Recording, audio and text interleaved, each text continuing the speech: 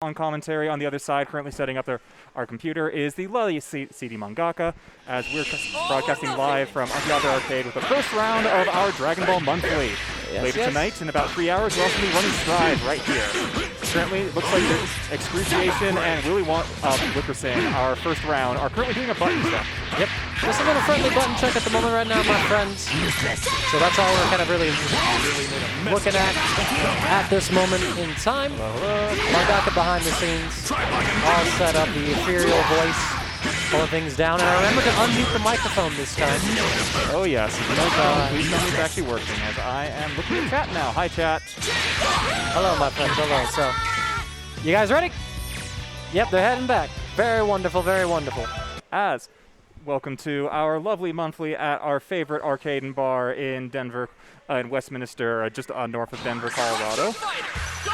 Running our monthly for, please tell me I get the month right, it's August, right? I'm doing a quick swap. Willy Wikerson on the player 1 side, Excruitiation on the player 2 side. And we're seeing Excruitiation doing another little team swap. Ever since the Roshi B nerfs in the current patch, it seems like a lot of Roshi players have dropped him. Teddy and Excruitiation included, and now we're seeing Super Saiyan 4 Gogeta taken up front. 2 C assists on Excruitiation's side as Willy Wikerson, his first time out here for Dragon Ball, playing actually a really fucked up team. With 2 full screen assists supporting a Bardock, who is like traditionally one of the strongest point and mid characters on the entire roster. Ready? Both of them playing a really safe defensive round starts, backing up on assists. Willy Wikerson takes the first block string with the Lariat, and Excruitiation wiggles. Straight back into the corner. Tries to use this for Oki, pulls him down. Alright, now Excruitiation able to jump through, putting him turn. Missed inputs, I think he wanted to do command throw, but instead did counter, or was trying to predict a Bardock mash? I think he was trying to predict a Bardock mash, yeah. As the two of them are a little bit uncertain, I don't think either of them have played each other, like being a bit safe. You can see how he's backing off, like checking out for reflex. They're only like testing with a couple of jabs. 6M in the Dragon Rush, the truest of mix-ups. And barring any sort of drops here, Excruitiation just has to do a simple couple of supers here. Level 1, does he want to do level 3? Level 1, it's going to be 2 level 1s. Yeah, level 1s. Even though Gotenks level 1's low damage, it doesn't matter when he's got a big green angry dude right behind him. Alright, Bardock goes down, Willy Wickerson's side. Excruitiation looking fairly cozy right now. Both of them still playing really patient and defensive. Neither of them are wiggling on defense. They're both starting their rounds, but backing up and calling assists. And the shake my hand. And the first time he tries wiggling in a block string straight into Broly armor. Up, get the active tag for Oki. Expects him to wiggle and wake up. Will reach for it. And that's Excruitiation trying to throw out.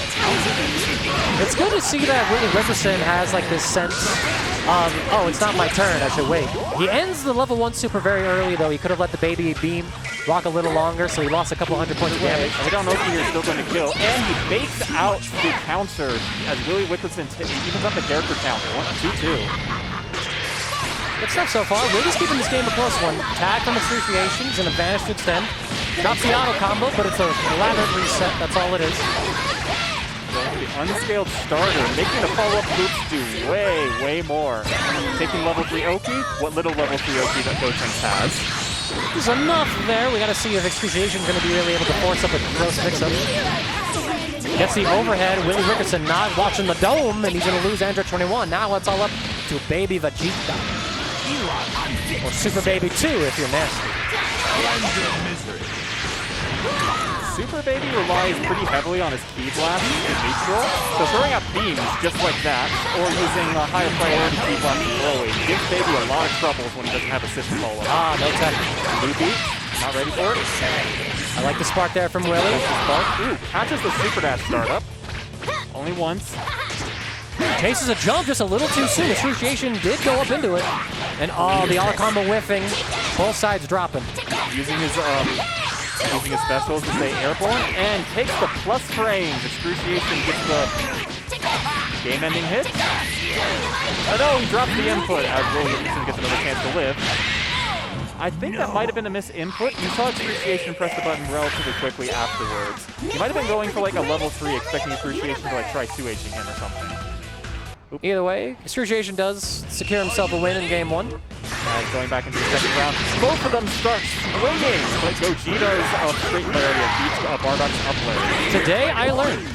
But nice up there from Willy Wikerson. He's able to get in now. Overhead, good defense. Excruitiation was really careful with that block in the corner. Letting Willy Wikerson get out, take the corner, and get a throw in. He's not doing like the correct combos with Bardock. He's missing out on these J2H's kind of simplify. You see him doing these jump M's and the jump M's. The counter this time from Excruitiation finds the mark. He's been fishing for it for a while. And I think he got it on accident. He like got fuzzy because he stood up to the counter. Either way, assist to hold him down, and a throw as Oki is going to take the first character in Excruitiation's favor.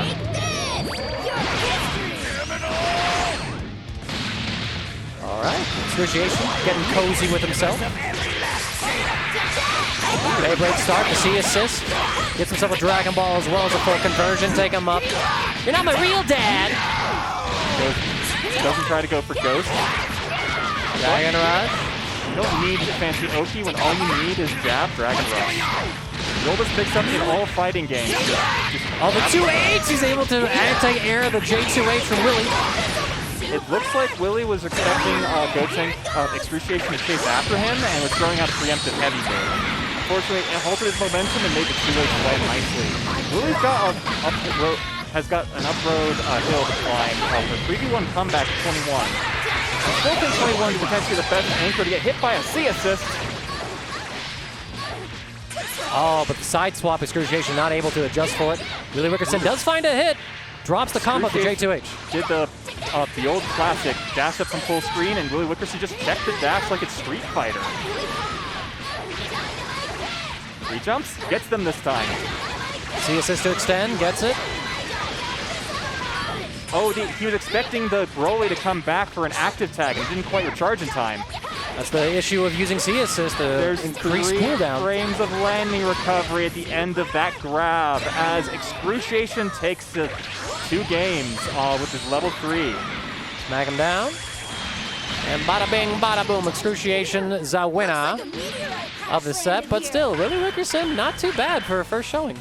No, not bad at all. Not I bad. really like how defensive and patient he was, especially during the round start sections. He didn't know what he was going up against, so he chose the safe route in order to just back off, call an assist. That is actually one of the hardest habits to get into Dragon Ball, and it's also one of the best play styles that we've seen happening, especially over seasons 2 and 3.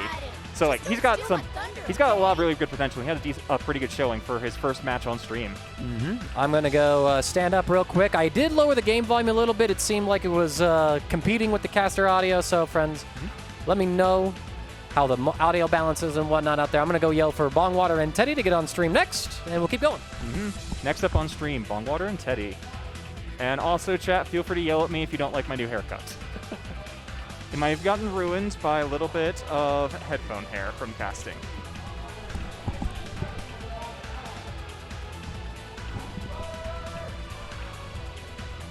As first up, we see Teddy, who's actually pretty hard to recognize with his new haircut as well.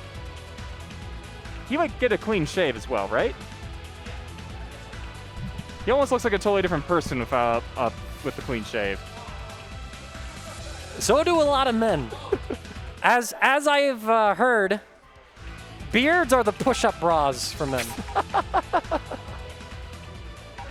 With the notable thing that you can't just go into a store and buy a beard and wear it the next day. Well, and not have it look good at least. Not yet. Not yet. Give it time. Give it time. I will donate this beard. All right. I'll grow it out again, and we'll have beard wigs. Of course, stream cannot see Mangaka's glorious beard, not only because he's wearing a mask, but also because he's on the other side of the screen. Well, it's not really glorious either. I did trim it down. It's glorious, damn it. It's glorious, damn it. Mustachio has entered the building. That's a beautiful thing to see. I think I can get his match going. Yeah, I definitely can. Hey, Moose! As my co-commentators turn around in order to go shout at Moose. Setting up buttons as is tradition and offline. The single worst thing that can happen to you, forgetting to actually make sure your super dash button works. Or going into Dragon Ball after Strive and pressing super dash trying to get back dash like you had the dash macro. Lies beyond strength. as Bongwater is running his traditional team, Base Vegeta, Krillin, and Tien. It's been more or less unchanged for, what, years? More than a year now? Years. I think this is still a Season 1 team, and it's still live, and it's basically only been through buffs over the years, so it's definitely a threat of a team at the moment. The team hasn't changed, the patch around it has, as Teddy's bringing a very unusual squad of Ginyu, Frieza, and Jiren? If Jiren joined the Frieza Force, is Teddy's headcanon. I hope this is after Frieza got his golden form. Because Ginyu definitely stopped growing. Trust me, when Teddy plays this team, all you know about Frieza's golden form. Oh. All right. Very nice use of Base Vegeta's Ki Blast in the air. They don't halt his air momentum, letting him do tricky stuff in neutral. Oh, he messes up the combo there, though. The Krillin Rock able to intercept Raccoon. A bunch of craziness happened. Dot on Ray. This isn't crazy. This is just par for the course for Bongwater. All of his matches look like that. You need a new definition of crazy. He managed to convert a Vanish into Ki Blast loops? That's fun for you. Traditional soft Teddy able to jump. He gets the tag through. And he presses a falling button and lands straight into Base Vegeta's grasp. I don't agree with the snap here from Bongwater. I do now because Krillin Rock was able to intercept the incoming from Ginyu. This team is so weird because Krillin Rock breaks a lot of the standard ideas about Dragon Ball. Like, you can control the air quickly and efficiently. You can beat Super Dash without having to take any risks. And you can even challenge people on snapback consistently. All right. Teddy looking for the next hit to go into golden. He's got the meter for it. Here's the confirm. Tags into Jiren, though. Yeah, a big part of the new buff to Frieza is he needs another alive partner to keep the golden going. He needs to be able to tag out in order to reset the timer. Or get a kill, as long as he gets a kill. Yes. I've generally found that the get a kill is really inconsistent, especially if your opponents are like safe and careful. Tagging out's going to be way, way safer overall. So he really wants to keep this Jiren alive to keep Frieza working. Looking for a broad tag. Bongwater playing very well, hasn't lost a character just yet. Gets clipped jumping though, I imagine, as Teddy's able to get the pressure on with Jiren. Should see a tag into Frieza somewhere. Like I said. Active tag into a sliding knockdown of Dragon Rush, and he uses Golden Frieza as his Okazemi. Disc time. Reflects the disc. Oh no! Does he have these? Unscaled starter, re-jumps with Golden. But Teddy hasn't quite learned the new loops yet, so he's doing the old Nerf loops. Not able to use the 5M due to the buff. Drops the combo at the Dragon Rush. You hate to see it. Sparks out immediately, does not want to deal with this Tien. Oh, he drops the 5M, but the 5H intercepting the tag for Bongwater. So far, things are going Teddy's way. I dropped nothing, silly monkey. I expected this to happen, and now die like your silly planet. The tag out as well as the kill will refresh that Golden Frieza time, which was paused during the sparking as well. So Teddy is getting the most bang for his buck with this transformation right now, able to stabilize after such a horrific start. Oh, but Kriller! It's Kriller time! The Ki Blast and the assist covering everything. Now Frieza's by himself. He has to go on a murder spree to keep his timer going. Using the last of the empty spark to chase. Try to contest after, but the Dawn Ray smacks Frieza in his purple dome. Every single one of Bongwater's assists is incredibly fast. The only one you can even pretend to react to is Base Vegeta's disc. If you think that he's left himself open and taken a big risk, he hasn't. He just pressed his assist button and he knows that you were trying to punish him. The Golden Frieza timer is definitely something that Teddy's got to be worrying about right now. No, he won't have to because he's being thrown into the nearest large and uniquely animated rock. 1-0 going to Bongwater. So I think, ultimately, that early scramble for Bongwater decided a lot of it. Base Vegeta winning the point where over the Ginyu, just a lot of crazy things happening. If Teddy is able to kind of get away from that Bongwater spree, he should be able to fight himself into the game. He's trying to contest Super Dash, 5H from Bongwater, just stopping that Jiren assist. Manages to jump over the assist, takes pressure. Almost no block stun on that Frieza. New side swap! Why'd they give them that? Why not? Why not? I guess why not? It's just the entire motto. Oh, he did extend with the assist. Actually uses Vanish to put him back towards the corner. Raccoon, Verter, Ginyu Force, guard cancel there from Bongwater, able to get himself out. Ooh, there's no blocks done at all on the Frieza B assist. Bongwater just challenged immediately and he almost got a hit out of it. But Teddy caught the scramble follow-up.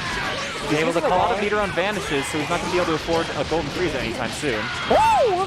Able to create a little mix-up using the Ginyu Force purple Kama right there, crossing sides with the low. The visual noise making it nearly impossible to see. Ginyu is on fire this patch, taking a character with 5 bars to spare. Excellent stuff there from Teddy. The Ginyu is able to wake up. He does take Krillin down. That's the medic gone. Now he needs to deal with the artillery in the back as well as this rapid fire machine gun up front. The front line phalanx. He's not getting the grab for the extra plus frames, but he still has to hold this level 3 Oki. I'd like to see. Runs up low, guard canceled. Bongwater committed to the overhead, so Teddy lucking out with that guard cancel, but Bongwater able to go into some loops. Yo, Frieza, you forgot your breakfast! Bongwater converted that. Nice. Ooh, and he was ready to catch the assist afterwards. Tag back into Ginyu Force. Domes him. Caught Bongwater trying to dash under. Not today. 7 bars. And he keeps it very simple as well. This is almost a complete reversal from the first game, with Teddy up 2 characters. Still though, this is Ten Shinhan. And this is Bongwater's Tiani. He says, welcome to Todd City. Oh, and he's actually going to shorten it, going to level 3 early because he wants to put damage on this Jiren. Run up command throw. Frieza goes down, and Jiren loses half his life. Oh, that is... Of course he pulls that off. He's Bongwater. Oh, but any touch! Any touch! He has not practiced this at all. Bongwater, oh my. And now all of a sudden, Bong has just got to out-fundamental Teddy with this no-move Ginyu. There's only so many fundamentals you can do when your Bong's been taken from you, man. And Bongwater just laughing, enjoying himself like, damn, I really got body swapped. Teddy has those down. That's one of the scariest things about Ginyu is that if you can keep track of the summons and when you get into the late game, any random hit, all of a sudden you lose that comeback factor. We saw that Bongwater touched Frieza immediately, took half of Jiren's life off of a short happy birthday, and then Teddy just completely nullified that with an amazing body tag. Krillin rocks catching in the face. Teddy's going to be going up into the sky. The tracking on the EX rocket kit giving Bongwater the first clean hit of the game. Straight into the corner, solid knockdown. Tries to do something fancy with J2H, gets into a block string. He's not been catching these side swaps from Ginyu. Like, he's just simply not blocking it. He's like walking forward to them. It's not that he's challenging them or trying to jump out. It's the Zentu Bean. Zentu Bean. Frame traps, able to convert with Jiren. Teddy's not going to have a knockdown, though. Doesn't adjust his route accordingly. Woo! He backs off. He's able to somehow punish this random sparking from Bongwater. A couple of level 1s take the kill on this base Vegeta and the spark from Bongwater. And the spark was only the, of all characters, alive spark, the shortest timer. He doesn't even get through all the supers. Still, though, you want Ginyu up front. You expected to have to burst through it somehow, so Teddy is doing the correct play. Super dash here from Krillin. Dot on ready to extend. This is a dead Ginyu. Although he's going to have to throw an extra dish to confirm it. Or not, because Tien Shinhan. This team's DHC damage is insane. It just hits like a truck. The Earthlings, man, they got some shotguns in the back, all right?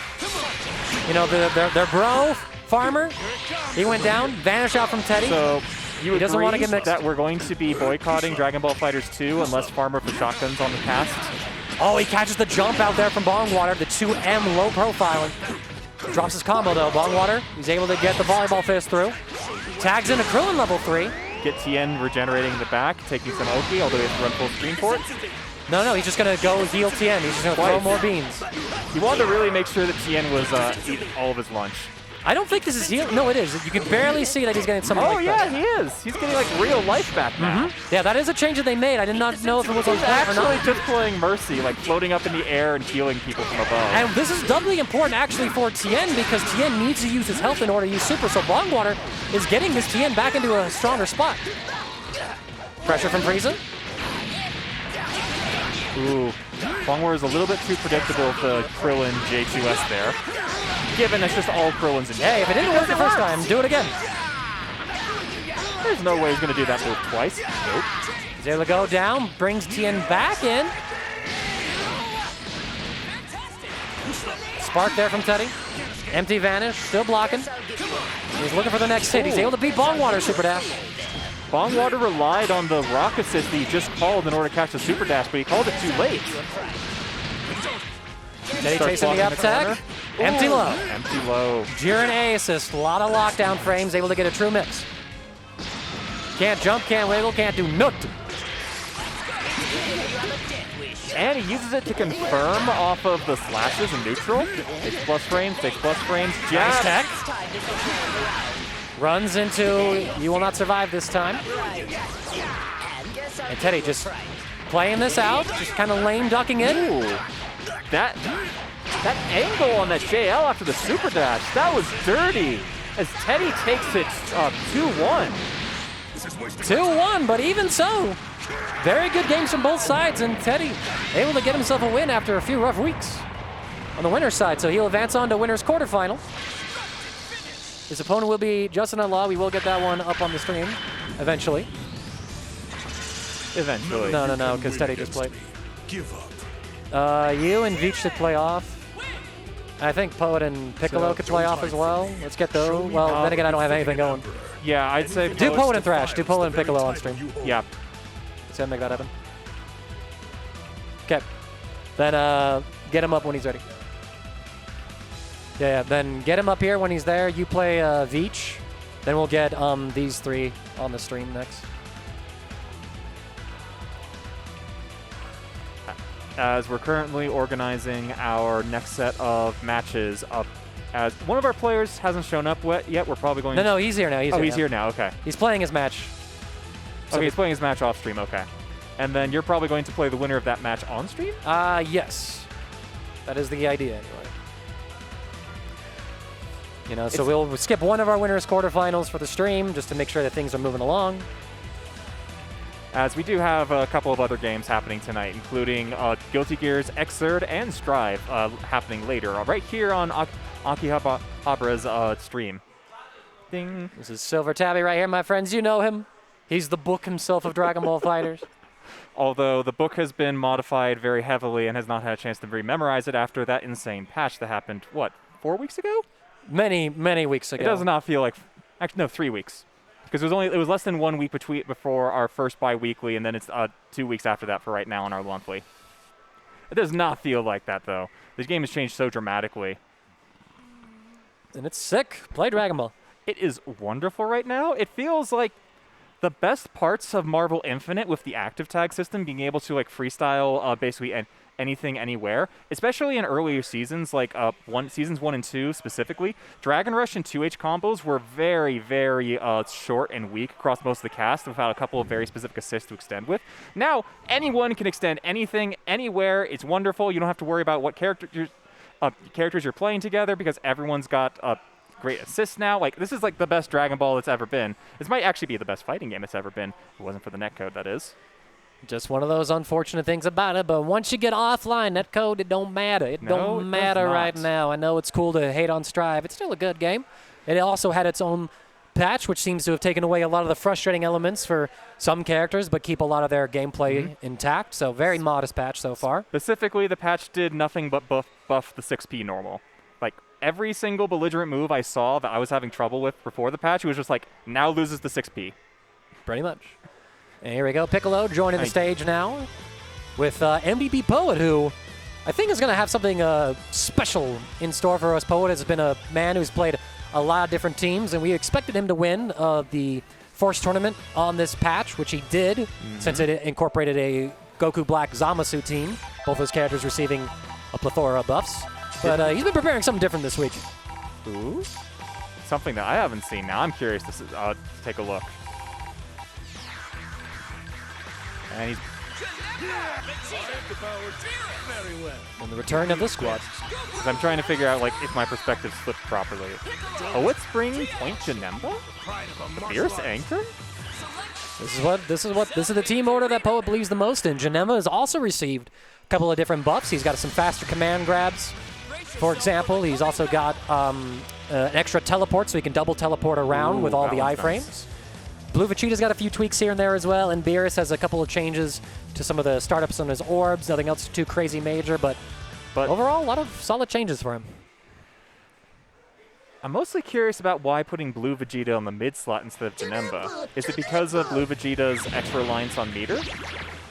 Needing his EX kick in order to do corner-to-corner combos? I think it's namely a preference thing. Poet did play this team before, and he did put Blue Vegeta point, but now he prefers the Janemba on point. Using a bit more of that full screen play due to the sword buffs that Janemba received. Thrashman immediately eating the Janemba counter. As Piccolo is not ready for the Janemba's invulnerable follow-up from the counter to the assist. Piccolo is still playing his traditional shell of Piccolo and Tien in the back.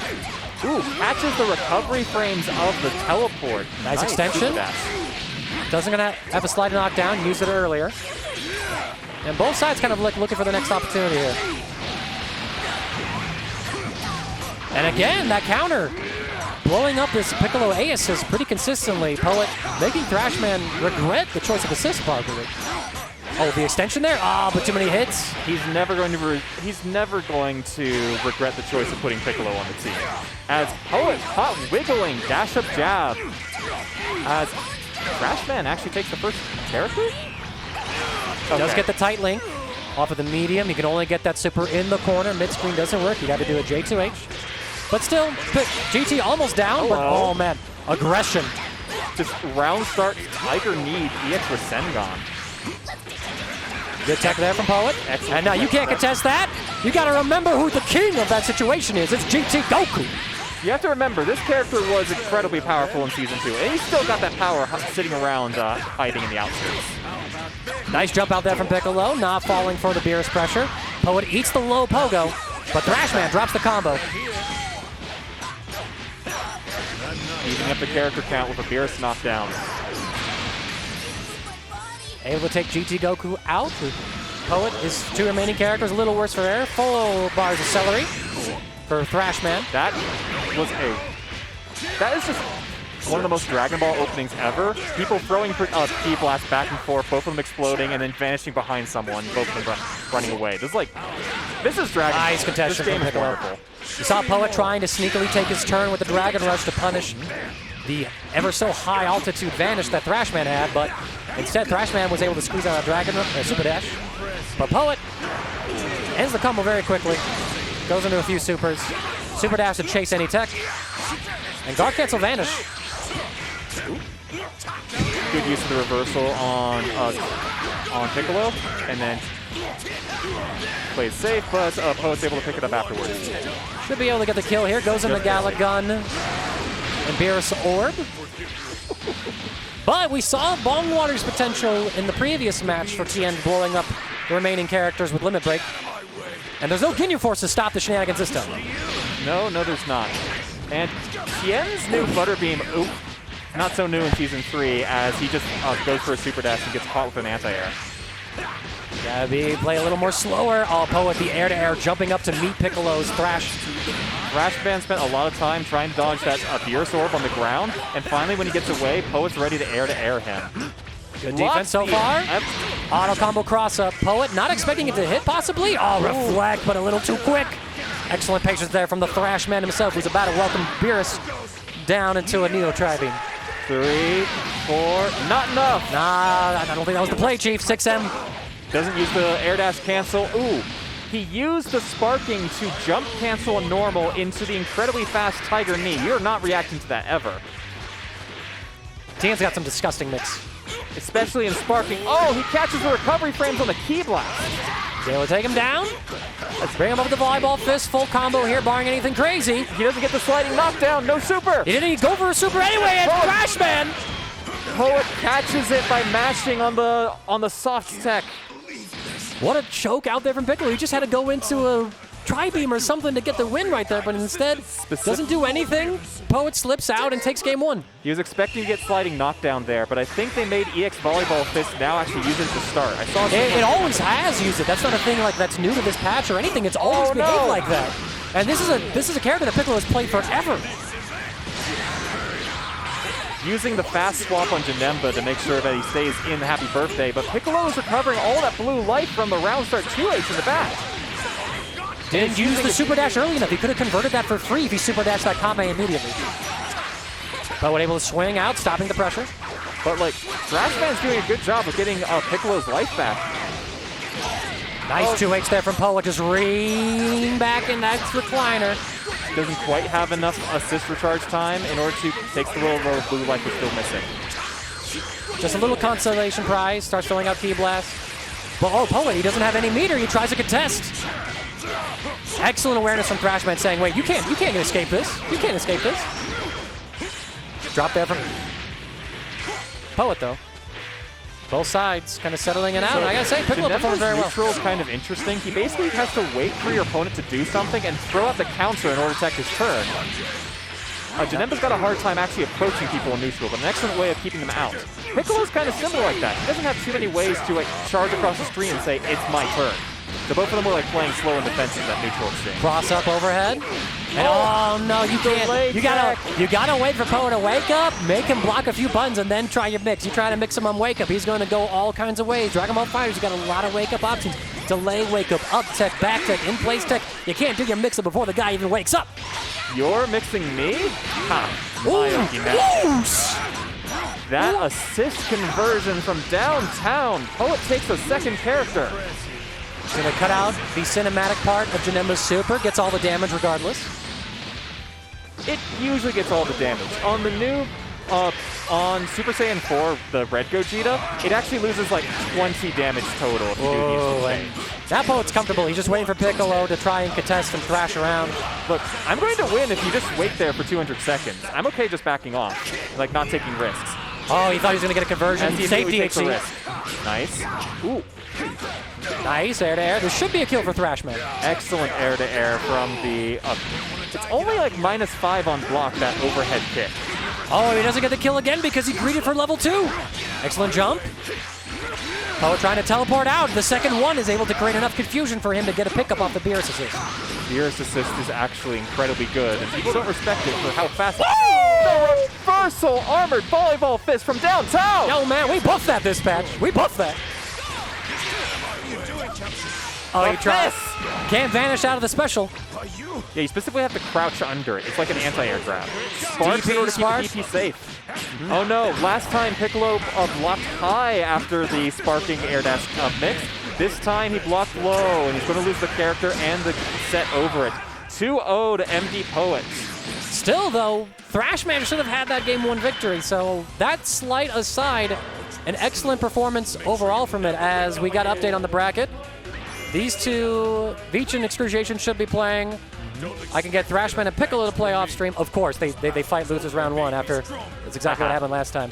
But it looks like YoungNexus actually beat 237, so... And 237's not a slouch in this game, so we got to see what that one's going to look like. But we're going to get that one queued up for you next, my friends, as I'm going to set this up. And in the meantime, Aki is currently announcing the other games happening later today as they're getting ready for the 5 p.m. game, which I believe is Exerd? Exerd is one of those, I believe. So you are definitely not wrong. I'm going to step away, so... You get stuck with me as I just finish readjusting my mask.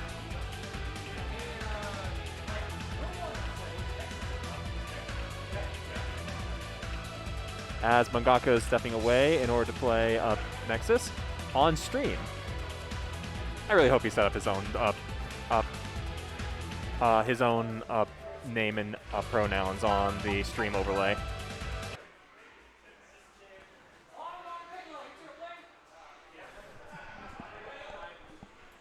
As I'm actually not familiar with Nexus, I don't think I have seen him play before.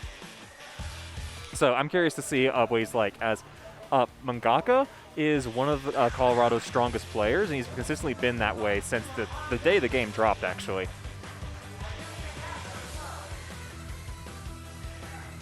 As Mangaka is currently doing a little bit of TO duties, calling out the other off-stream matches for us. As much as we'd like to have it, we can't run every single match on stream. Dragon Ball does take forever and a day to get through a first to 2 set, sometimes even a first to 3, and another first to 3 if you get all the way to grand finals. As joining me in the caster booth, as the microphone's actually on the other side next to the stream controls, is our very own, the master of the mustache, Mustachio, but you can't see because he's on the other side, unfortunately. But this is a lovely mustache. You're going to have to believe me. What up, demons? It's your boy. Mustachio has joined us. Can I come over there next to you? Yes, you yeah, can. Awesome, awesome. We got reach. Okay, as long as someone can hit Control 4 on that keyboard. Damn. Control F4 or No, Control 4? the number 4. Control 4. Yeah, there it was. Let's go, Mustachio. Woo! Woo! As I actually haven't seen YoungNexusAXS. Oh, I've never seen him play personally. Yeah, I've but never he beats seen that. 237 off stream previously. Oh, okay. While Mangaka is showing his new Broly team, having replaced GT Goku. Yeah, I recall him running a team similar to this when we had a meetup a couple weeks ago, but I've only seen him play a couple matches, so let's see what he can do. What he can do is check your buttons. Let's go! Offline Dragon Ball. Yeah. Got your Asian button check here. Oh, and they just gentlemen's agreement to just go into it. Oh, nice. Both of them are going to back off safely in the round start as well. As YoungNexus shows at the very first block string that he's going to challenge the moment he sees something that he thinks is minus. And Mangaka catches him with an assist call out on and gets a counter hit for him. Goes for Oki, can't run out from under it. Shows a reflect on his first wake up too. Where are you going? Sit down. Let's set up. Oh, neutral jump, nothing. You're going to reflect on your first one. You have to remember, Mangaka's played me, the master of reflect. You're not going to get away with just that. As YoungNexus, both the times he's had to wake up this match, just reflect or reversal, and he got baited out the very second round. Down techs, jumps out with a safe, like Guilty Gear style, like super jump float away. Gets checked with a key blast, no meter to convert it. Got him with the air-to-air. I'm liking this like safe, slow, patient approach he's now using to get out of the corner and check in neutral. Like he's like super jumping over and like floating away, waiting for something. He tried to challenge out of the reflect, but those beams actually have more plus frames on reflect than they do on block. Honestly, in that type of situation, I'm kind of more of the opinion of like just get out, just reset the neutral rather than having to get in scrambles, because yeah, pressing a button's a risk no matter what you do. Right. Oh, beams have extra block stun when you block do an empty vanish after them. He just pressed the button and Mangaka was trying to 2H unsuccessfully. He's got 6 bars to burn, none of them. Goes for soft Oki with a fast assist and solar flare to catch all techs and catches Mangaka wiggling. Takes the first character YoungNexus does. Mangaka is being very wiggly. Takes a moment and waits to punish the missed air beam. And he's got the meter. Does he need the meter? Dead. He does need the meter. As YoungNexus has traded 2/3 of a character in Spark for 6 bars a meter. Yeah, not totally impossible for Young to come back here, but I really like that read that Mangaka did. Once he's seen that Young is so willing to reflect and do reversals, he knows that a lot of people do that. They just like automatically reflect after a 6 situation. So he just baited it straight and got the character for free for it. Yeah, Mangaka doesn't have Spark here, but at this particular moment, it doesn't matter. I think he's going to save Spark for base Goku, personally. Oh, he reacts to the medium throw, and he was not expecting the base Goku's block stun goes down from 37 to 19 when reflected like that, and he was expecting the full amount. Check, check, check. Light grab, straight for super. So, game of the grapplers. Ooh. Oh, wow, what a chase down. YoungNexus has not held a single Oki on Wake Up. And Mangaka's just like, you're going to play that game? I'm going to play this game. Yeah. I mean, did you buy this game to block? Originally, no. Blocking is toxic. Yeah, toxically good. You should try it sometime. No way, man. I didn't spend like $100+ on this game for like 3 different platforms to block. I mean, blocking is actually the core like fantasy of Dragon Ball. My power level is so high, you can't even land a single finger on me. Yeah, it's that mash blocking. Like, defense might be the strongest in Dragon Ball out of just about any modern fighting game out there. Yeah, it can be. There's a couple situations where you just have to guess. Yeah. Nowhere near as much as most games where just jab and the throw is a wake up, reflect. We are baiting those every time now. Yeah. Yeah, it looks like Mangaka's got this on download here. Young definitely needs to make some defensive adjustments here. It's like backing up in neutral, checking with assist and quick projectiles. Gets caught. Ooh, the 50-50, the late air high. Re-jumps. That's one of the times you can't block. Yo, let's go, Mangaka! Sparks out of the corner. I like that as a choice of the reversal. I think that was a missed input where he just landed and did nothing. Definitely plus there. Okay, nice string him up. Oh, and this time Mangaka Normally with the that whip move reflect. doesn't scale into reflect, so he's trying to reflect a normal vanish, but that was a sparking vanish. Never reflect a sparking vanish. -5. It's only a Uses myth. it, just backs up, calls an assist safely. Oh! That grab is still slow. You need more than that in order to combo off it. EX shoulder doesn't quite reach far enough. Reflects it, still no meter. Oh, dash up button catches Mangaka trying to challenge. Ooh, Mangaka must have read a grab there because he used 5M specifically. 5M is the move that Broly can use in order to set up like the forward moving light grab that's unreactable. Mangaka just guessed with a jump bounce. And YoungNexus was able to use that. EX shoulder, perfect reversal mid-screen, taking the character back. You're only +2. That's not enough to get away from my reversal. Nah. I mean, that move's kind of like tricky to see anyway just because of the camera shift, but that's definitely something you got to watch out for when you're playing this character. YoungNexus has shown he loves reflecting right there. He's challenging immediately after the reflect. Mangaka's trying to go for a cross-up, and the huge jab from Broly caught him. That was a really critical drop there from Nexus. If he had kept the combo, that would have been death. This might be death for him instead. And he's even got the meter for the cross-up version. What's the mix? He's going to do the Oh! Yeah, let's go, baby! Mangaka 2-0 as soon as he started baiting out the wake-up reversals. Didn't I say this was a warm-up? Sending our new face Nexus down into the loser side as the two of them have a short discussion afterwards. Okay, let's see. Who's going to be our next match on stream? As it looks like it's going to be JustinatLaw and Teddy. Now, these are two of my favorite players locally.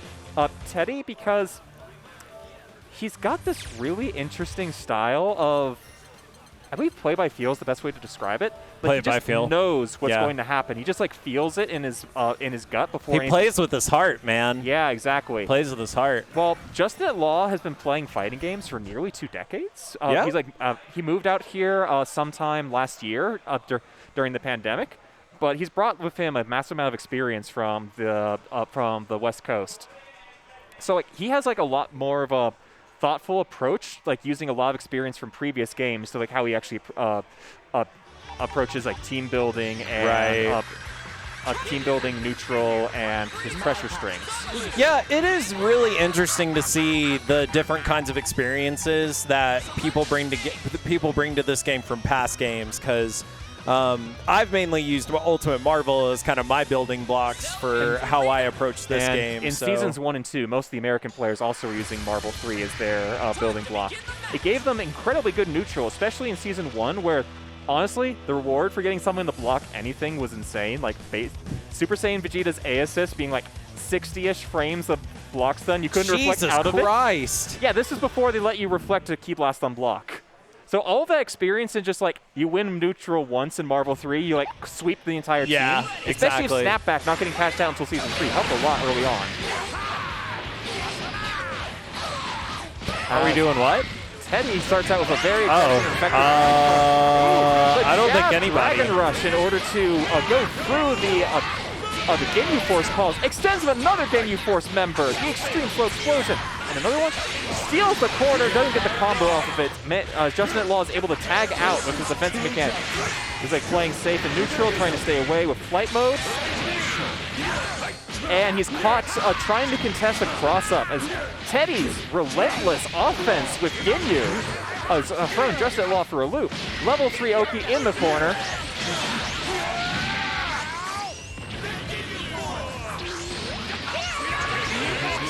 I don't agree with that spark. The Ginyu Force caught not only the spark, but also the tag attempt there. Well, yeah, and like it looked whiffed, so I mean, it just kind of looked like a missed punish. Ginyu Force caught a vanish? What?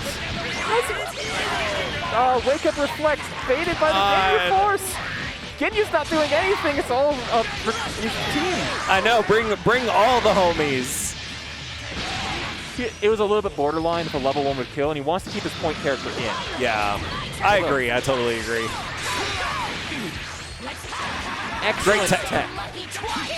We tech those. JustinatLaw playing slow. Oh, you reflects too early. You can hold that Ginyu low for a long, long time. The reflect went all the way through. 2 characters down. JustinatLaw is left only with his mid character. Teddy has a full health squad.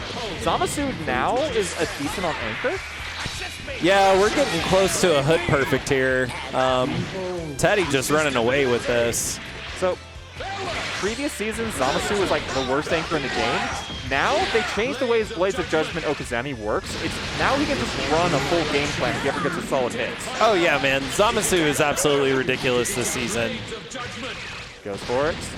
Or doesn't take the flight option because Teddy just eats it on Wake Up. I keep trying to reflect that setup because I've seen other people do it, but for some reason... reflect setup, it was the way to beat it in seasons 1 through 3. Doesn't work anymore. That's the problem. As JustinatLaw uses Zamasu's new safety in flight in order to take his first character. Playing it safe. Ginyu has no way to hit full screen without using the Ginyu Force. This is kind of a bad situation for Teddy anyway, because if Teddy decides to spark... Ooh, challenges the delayed low. Jumps out of the... jumps out of the Dragon Rush as Zamasu gets an unscaled starter. Without assists, he's going to just go for the Oki in the corner. Teddy takes the Wake Up again. Oh my god. Running it back with barely a sliver of health on Zamasu. Like a tenth of his health bar. Get plasmid. Get plasmid. Zamasu's JS he was did it to him previously. He did another hit, but they traded. Oh my god! Oh, he doesn't go for the extension. He wants to take the slide knockdote. Saves away. Trying to burn away Spark. It's so cheap. You know what else is street? Spark. I don't want to use Spark. Just look at him. Oh no! Oh! The splites ran out, and he was expecting to use the warp in order to dodge the super dash at the wrong moment. Be enough to defeat me? He had it coming. He totally had it coming.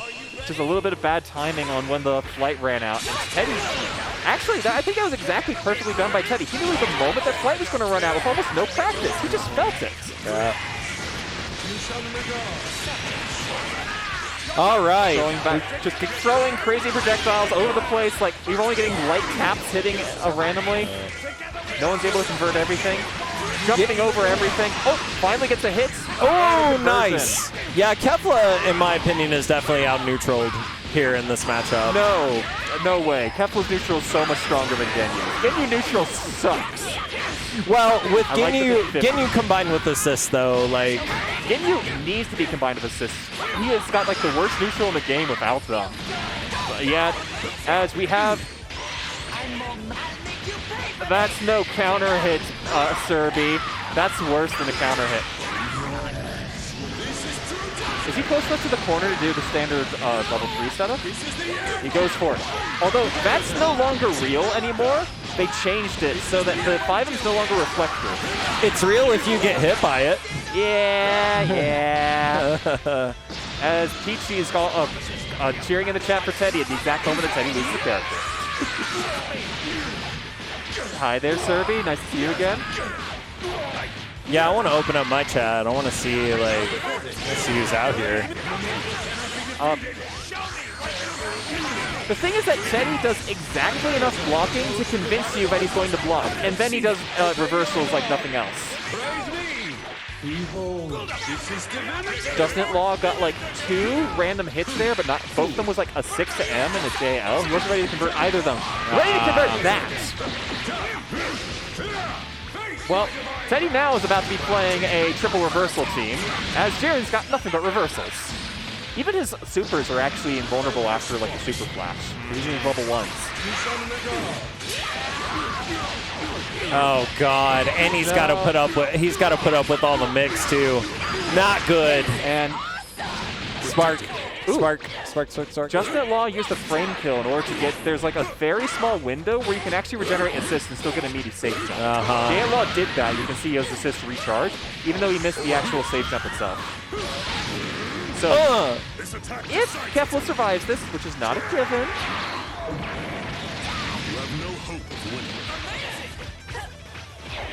blocking. Oh, nice bait. So, you want to create pressure strings to convince your opponent to do something like, hey, you would have won if you reflected here, you would have won if you reflected here, and then immediately do the opposite. Yeah.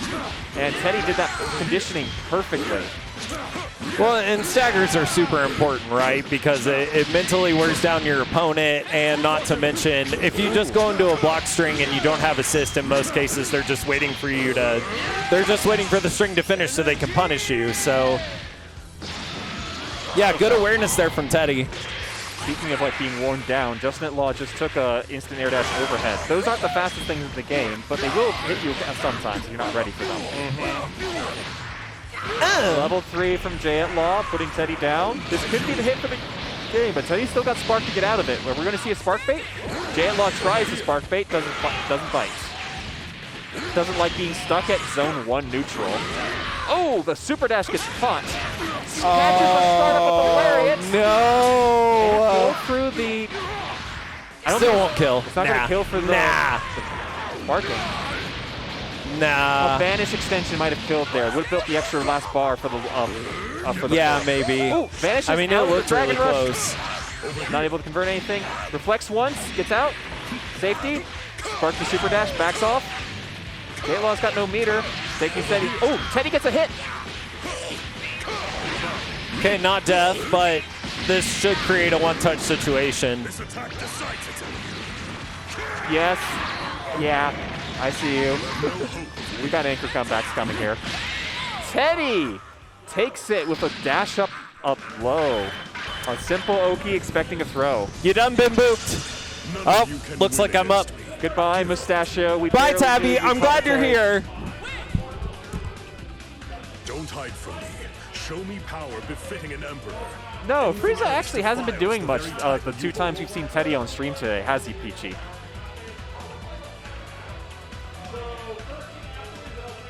As JustinatLaw got conditioned by Teddy's staggered block strings towards the end, was like my reading into it. And he was like losing his mental stamina trying to like watch and predict what Teddy was going to do, try to do next. Well, Teddy he doesn't need to think. He doesn't need to use any of his mental stamina in order to take those situations. He just presses a button. And it works because his gut instinct's like perfectly trained to know when that button's supposed to be pressed. As next up, we're arranging for the next one on stream, as I have to check my lovely little handy-dandy phone here. We're most likely going to be getting MDPpoet and CD Mangaka, MDPpoet. And CD Mangaka up next on stream. Oftentimes a match reserved for our finals, but this time we get to see it in winner's semifinal.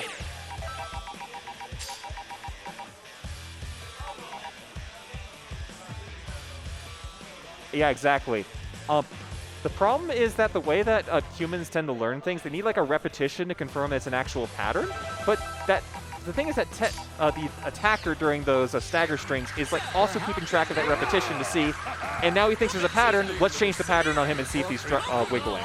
And that's why that reflect felt like it was perfectly baited. Is like, yeah, Teddy actually done that same thing with the exact same tempo twice now, and the first 2 times reflect would have gotten out of it. But that third time, no, he was expecting the reflect and just went for it. As now we have Mangaka and Poet, both of them trying slightly new teams. As Mangaka's leans over and get 4. Yes, I got it. As Mangaka's been showing off a lot of his Broly in training just before today's monthly, and Poet has got another one of his old teams revamped by the patch, showing up with Point Janemba. Given, I've just never liked Janemba since the moment he was released, so like I'm biased against Janemba in general. But Janemba is definitely biased in favor of Janemba.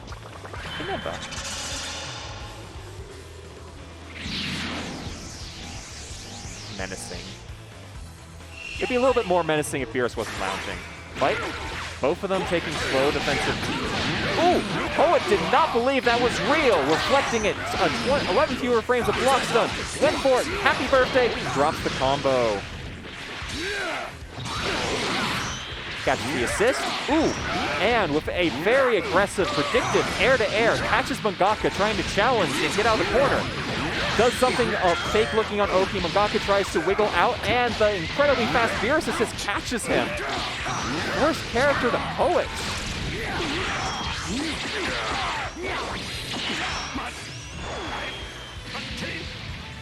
Mangaka's not falling short. He's building up resources for Broly and Base Goku. I really like the way that Poet's using the Beerus assist right now. And the way that he's like doing this really aggressive rush down to Janemba made it hard to see that Dragon Rush. He's not going to be able to kill even off of a hit on Oki here. He just doesn't have the meter for it. Ooh. I like the... Okay, Poet did like a double fake out with the Oki trying to bait a reversal. And it worked out this time. Oh, Mangaka down techs and basically had to hold level 3 Oki for free. Not going to kill, as this is actually a really tough situation for Mangaka. Ooh, they trade? Mangaka just presses buttons, hoping to get out of the situation, and he does, dropping supers.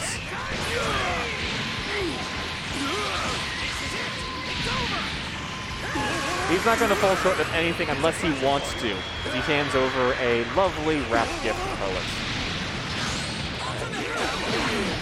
Using teleport as a reversal to get out of the corner?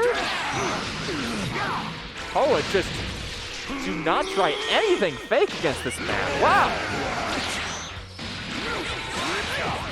Waits for a moment and then goes for the sparking in order to defend the Oki. Checks slowly, frame traps, taking his first character of the set.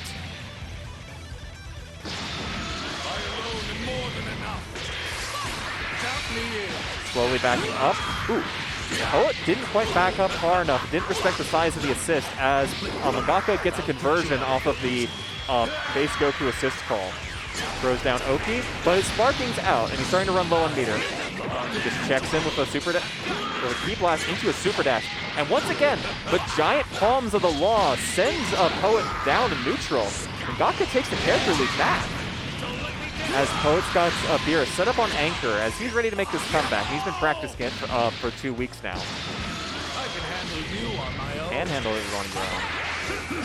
Just checking, throws that key blast. Dive kick, at the exact timing. Frame trap, jails into vanish, backdashes, checks. Ooh, that time Mangaka frame trapped the reflect. It reduces the amount of block stun that the resist gives, but it still has block stun. I love that new like sliding knockdown move that gave the base Goku. It solved like its one core problem. Holds the mix with the EX on EX orbs, but not the basic check with the auto combo cross up. Poet takes it back with some fundamental pressures after his mix didn't work. Shouting. That looked like a Mangaka emote. Go to Mangaka's channel and get the Mangaka screaming emote by subscribing to him. Assuming he wins, that is. Oh, baits the reflect, doesn't quite get the conversion, and Poet with a hard call out, reflect into 2M. Mangaka recovered in time, but he wasn't ready for it. 1-0 to Poet. Better than I thought. Poet runs. They just run straight back into it, and they skip the intros.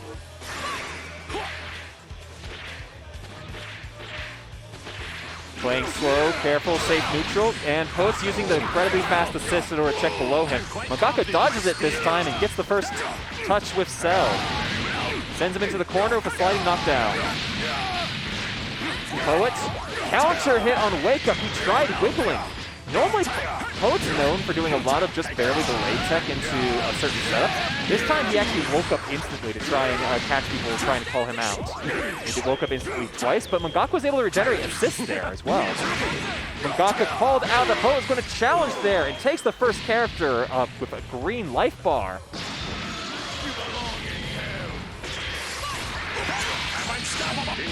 As Mangaka's not falling, Mangaka's running this back wonderfully. Wow. Using his assist and quick checks to neutral. Poet escapes the corner. Single jab into Dragon Rush. Mangaka actually ate the jab. Increased number of frames available in order to take the throw.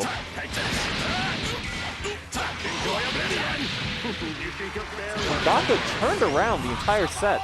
In that first game, he was struggling down like 2 low-life characters. This time he's got 3 nearly full-life characters against Poet's anchor. Poet, again, reflects the assist and challenges immediately afterwards with the left block stun. Mangaka was relying on all 30 frames to help him there. Straight into the corner for level 3. Mangaka, how will he wake up? He does not. He blocks it all. Jumps out, but gets caught by the dive kick and wasn't ready for the plus frames from blocking in the air. Poet takes his first character, game 2. Jumping over safely, using base Goku to check. Checking with the Ki Blast. Ooh, just barely out of range. Beerus's jab is tiny, absolutely tiny. It's got pushback. It's like one of Beerus's biggest weaknesses. And that weakness is getting him sent into the corner for slow level 3. Bonk. I like the choice of sparking there to get out. Oh, he tried. I don't think he tried jumping there. I also like the counter spark option there. Ooh, Mangaka charged forward to grab, trying to challenge a potential another one of Beerus's dives, but Poet just backed up and whip punish with Ki Blast. 2M runs across the whole screen. Uses Sparking Dash Cancel in order to get a high, and immediately goes into a Dragon Rush. And Mangaka challenges twice in a row. Too far from the corner to convert. Sparking ran out. Poet pressed the button like he was still in Sparking. The angle on the Ki Blast for Beerus beats out Broly's. Poet survives with a 10th of a character. Mangaka's got 7 bars, but it's going to be hard to use them. Ooh, nice check with the air-to-air. Mangaka backs off safely. Gets checked by Ki Blast. Vanish conversion. Soft Oki. Waiting to see if he wiggles against the... Ooh, tries chasing after the empty. The Vanish just barely catches around the Ki Blast. 1-1, Mangaka and Poet even it up. I think I got carried away. Here in this heated winners semifinal. Poet starting to show more aggressive round starts with the sword. Blocks the 6Ms. Poet's basic defense and reactions are right on point. I like Beerus assists a lot. Beerus A is incredibly fast point blank and throws that Ki Blast across the whole screen. It's both a scramble assist and a neutral assist. And Mangaka tried getting out with a reflex tag, but Poet just had too many active frames and catches the incoming of Broly with what looked like an unscaled start. It must have been some type of auto combo. He goes same side of the Oki. Mangaka blocks it. Tries to get out of the corner. Chase to the super jump. Ooh, he challenges the teleport, but he teleported twice there in order to avoid it, but he just kept pressing buttons and it worked! Sliding knockdowns. Mangaka brought Cell up front during that combo. Not ready to 2H it. Tried to do an EX perfect attack after blocking the super dash and gets caught by the assist for it. Oh, that was a reflectable, but he wasn't ready for it. Mangaka tried challenging, basically assuming that the reflect would happen. I like the way he tagged out into base Goku there. Ooh, the Ki Blast like got reflected by the sword, went over base Goku's head, and the second one caught it, not able to catch the conversion. Base Goku's shoulder is a reversal, but it's not Ki Blast immune. Gets caught by the assist. That Beerus A assist is putting in so much work. Mangaka challenged, thinking it was going to be a fake setup, and it kind of was. There was a throw involved, the throw protection led it, but it was too far, spaced out, and Mangaka was caught whiffing. Guard cancel vanished. That felt like might have been a misimport or some weirdness going on. There has been some situations where it checks that the opponent's blocking for the guard cancel vanish. Excellent air-to-air from Mangaka, because he got the meter to kill. Just barely built it with that last hit.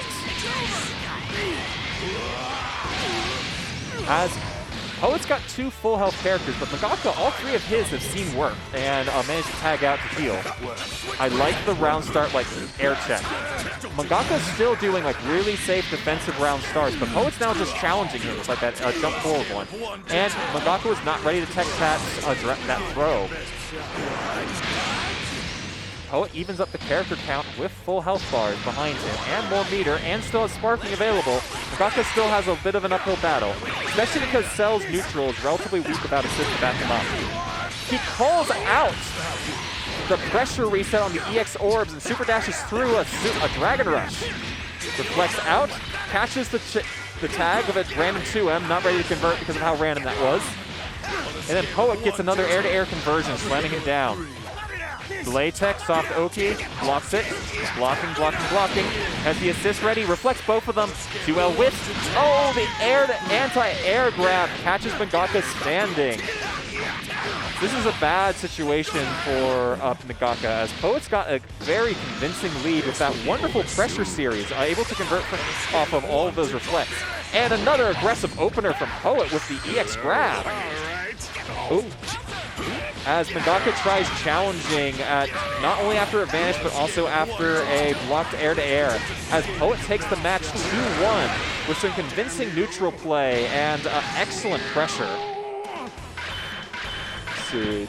Control. No, that one. I tapped out, didn't I? It seems you've made considerable progress. Keep it up, Vegeta.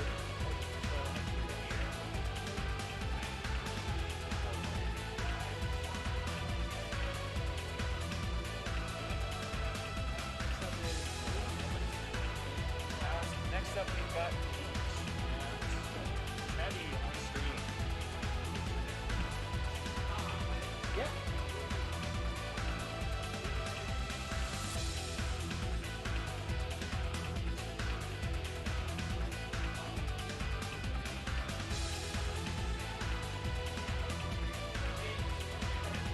It's 2.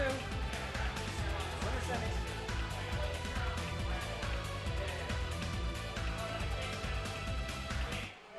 That's not how this game works.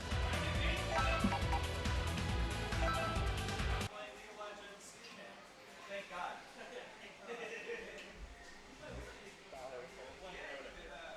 Select your fighter. Might as well. As I'll get back into my usual spotty waddy. As now up, we've got Veech and Teddy setting up and having a lovely chat about how they can ban out characters and how they shouldn't. And me, the TO, reminding him, guys, that's not how that works. Need you to stop. That behavior is illegal. As we go into our next winter semifinal. As both of them just fast selected the team that they've been playing all day. Teddy running the same Ginyu, Frieza, and Jiren squad. And I was able to see a couple rounds of Veech playing his Super Saiyan 4 Red Gogeta, along with this support shell with Adult Gohan and Super Saiyan Goku, both on beams assists. Red Gogeta, one of them swapped the character order because they were holding an assist. They're calling it out, so that might have been accidental. Okay, we're probably going to be going back to character select. One of them swapped characters accidentally. Yes, we are. Gentlemen's agreement. They called it out during the loading screen, so it's fine. It's a little-known feature of Dragon Ball and actually most team games. I believe it dates back to Marvel 2 is when you were first allowed to do this. If you held down an assist button during the match startup, it would swap around your character order. Specifically in Marvel 2, it was optimal because there was a glitch with the input that would make it so if you just held a button down, it would come out frame 1 without having to buffer or time it.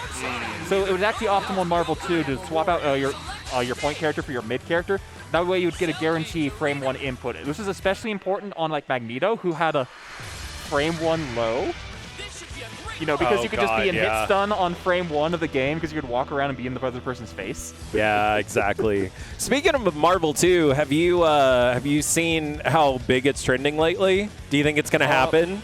The problem is licensing, because Marvel vs. Capcom 2 happened at like right on the year 2000. During the 90s, Marvel almost went bankrupt. They actually had to break up all of their individual properties and sell them off in piecemeal. And Marvel vs. Capcom 2 happened when Marvel was basically nothing. It was like pennies on the dollar to get a Marvel license. Right. Now, have you looked in the movie theater recently? Right, I think exactly. It's a very different story to try and get the licenses for the characters back. Well, the developer that they want to do it has been known to be able to work through those issues before. Or at least, like, I think they did the last version of MVC2 when it was on PS3, but I don't know, who knows. As Veech has this very convincing, perfect rebar run going on so far, checking all of Teddy's attempts to wiggle out of pressure. Oh, how many pizzas you want, fam? I only ordered 1 pizza, send it back! Fuck you, this is Papa John's. I wanted Domino's. As Veech is just so tilted about getting Papa John's delivered. That's because Gogeta didn't tip. And now he's getting Frieza's balls in his face. And Jiren, the manager of the pizza place, just comes over. Be gone, pest. Yeah, exactly. Man, he's like wearing like a Pizza Hut uniform and everything. Oh! Teddy was ready and waiting for his, like, that's a fake cross-up. Oh, bro, he was so ready. Waiting for it, pressure. A great staggers.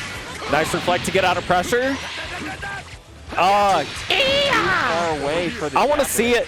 Both of them back up. They're playing like really careful and cautious after those vances. Oh. Trying to do something. Yeah, got caught on the way down. Oh, nice. Dude, I like the way that those combos look. Those are really neat. The higher damage level 1. Look, you should just never leave a bad review for a pizza place. That's today's lesson, okay? And always tip your delivery driver. Nice extension. The real trick is to make your own pizza. Although, honestly, it's not that easy in order to get, like, correct. I mean, I guess it depends. Depends on your ingenuity and creativity. Ooh! You could still eat a bad pizza if it's bad. But you know who it's else? hard to make a bad pizza. You know who else is eating a bad pizza right now? Frieza. Yeah. That's because they made it slightly easier to do the buffered moon jump this patch with the hold S super jump. Yeah, I'm so glad they did that. And they just perfectly hit GD high with the super jump Oki. Teddy, pressure, checking the rhythm of it, and Veech is like tried to challenge a moment too late. You're not going to be able to react to a stagger. You can only do it off of a hard read. If you think you're reacting to a stagger, they wanted you to react. You're right, exactly. Like this. That's the point. I mean, that, like I was saying earlier, wear down the offense and make them guess. And not only make attacker guess. Level 3, let's go. Ooh, do we get a mix? Nah, we got Oki, but no mix.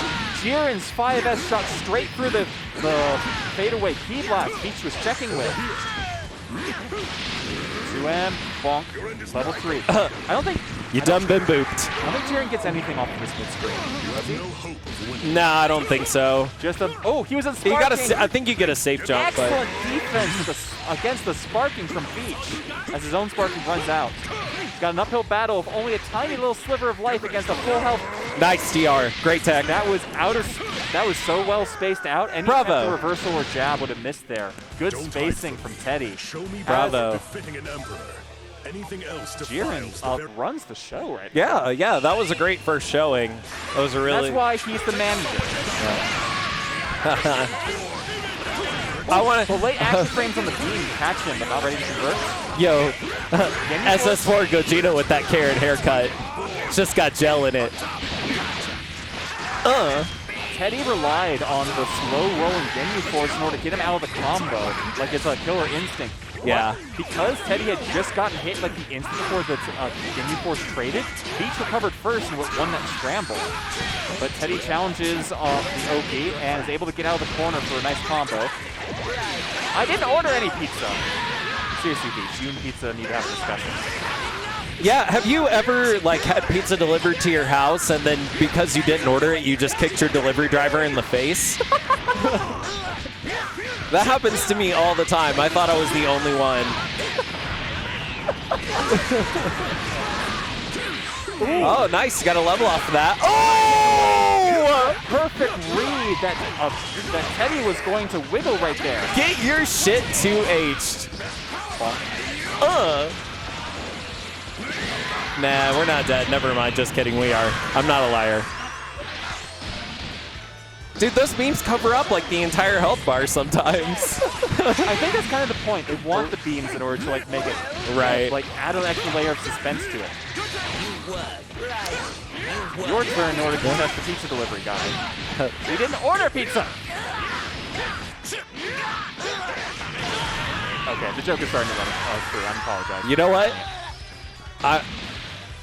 Goku may not be hungry for pizza, but Frieza was very hungry for that Kamehameha. Oh no. I normally don't say this, but don't swallow. I was going in the direction of like King Kamehameha, like the Hawaiian pizza. Right. Not what I was expecting.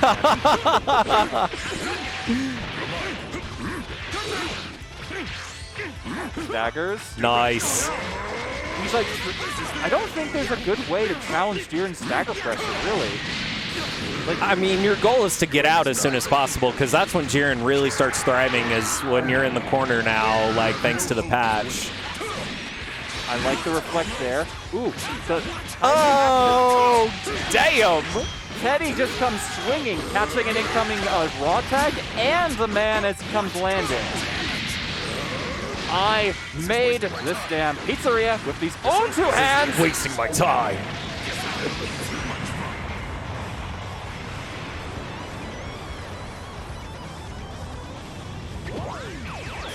To him. Nah, JK. It's kind of like 2M, but like more standing. Dude, have you seen like Frieza's like standing normal that goes full screen? That shit is ridiculous. In Golden Frieza, you can combo his 5S, reverse beat it into his 5M at full screen. God, that's insane. God, I love what they did with this patch, man. This patch is literally the best thing ever. Know how to challenge this, and Teddy just. You know how hard it is to bait the solo guard cancel? Oh my god! Anything that isn't a jab is going to get hit by it. Oh my god, I'm so sad he dropped that. I've never seen those loops. That was sick as fuck. Oh! We are the square button.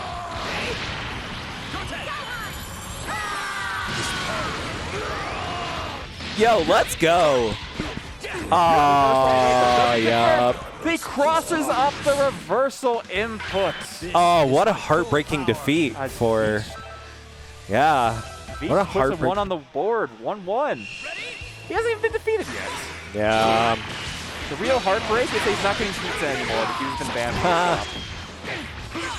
Does the air dash a little bit too high. I'm personally not a fan of that. Link is just really hard to try it. Yeah. Excellent use of the beam assist. Using the C assist to start with, to start the longer cooldown. The late reflect meant he wasn't quite ready for it. Reflected back to the corner is a really weird situation. Very few people have lapped that. Oh, you can convert that? What?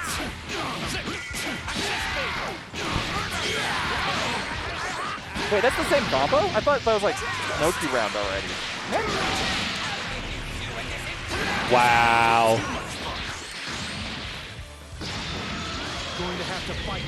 I thought Ginyu's supposed to be bad. What?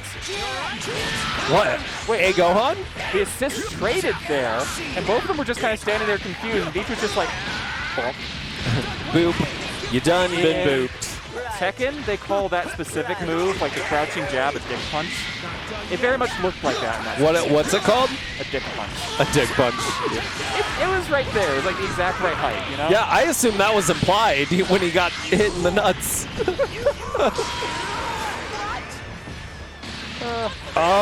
Okay, Magic Pixel. Yeah, get him out. Absolutely get him out. You certainly wanted to get out in that situation. Oh, that looked like he was going for a snapback and didn't press the assist the right timing. No one's ready for that. Well, he's got another chance to bring Frieza back in for possible golden, but I don't know if he's the type of player that would go for that or just use Frieza's toolkit. Excellent neutral from Veech, dodging so many assists right there. Teddy's slow, careful, patient, and finally gets a conversion. I think he did it a bit too early. The Ginyu super hadn't quite hit yet. All right, we got the spark drained. Checking for a reversal. Only honest games. Only honest game from here on out. Jumps Wow! out. Finally finds an option to get out of Jiren's seemingly endless stagger pressure. Yeah. Teddy wasn't prepared or ready for it. Just kept pressing buttons. Yep, it's the classic. Neutral jump in the corner and just wait for them to press the button and come down right on top. Classic. I like the late air dash for a mix, as well as the decision. Just spark out, not healing a bit. Ready to convert a 6-out. Man, those assists work so well for him, too. Double 6-out. Wow. Hey, if you're not ready to block high, I'm just going to keep using it until you show me something Right, better. exactly. Veech is falling apart to the universal options. Dragon Ball's unique options are like universal options are surprisingly reactable unlike most fighting games, but you have to be ready and waiting for them, and Veech is just like not expecting any of them. The late active frame of the shoulder charge catches the startup of Super Dash. Teddy takes it 2-1. Way to go, Teddy. I never stop believing in you. Stop believing. So, I thought you weren't going to be here tonight. It was really marginal if I was going to be able to show up today. Like, I only got back to Colorado like 11 p.m. last night. Oh, damn, where were you? I was like on a road trip up like nearly the last 2 weeks. So like I barely Oh, I nice. had no chances with good internet to actually play any games, and very few opportunities to even set up my PlayStation, let alone try practicing. Yeah. So like I basically hadn't touched the game in effectively 2 weeks. Bro, we need to hop on and do some shit. Like the one game I played, like I got a random casual with Bongwater before this started. I was actually doing way better than I should be for like exhausted, poorly slept, like not ready for anything, haven't practiced in ages. Yeah. But like I just like nah. I'm not going to bother signing up. I'm here to commentate because this game is hype, and I get to see more of it this way. Yeah. Yeah, man, I'm like really salty about how I played in tournament today. Like, I'm so salty. What? Are you going to be as salty as JustinatLaw versus Mangaka? This is going to be losers quarterfinals coming up. Nice. Nice. Do you want to talk about where the Dragon Rush hit you? Do what? You want to talk about where the Dragon Rush hit you? What Dragon Rush hit me? Like how are you? It was a bad joke.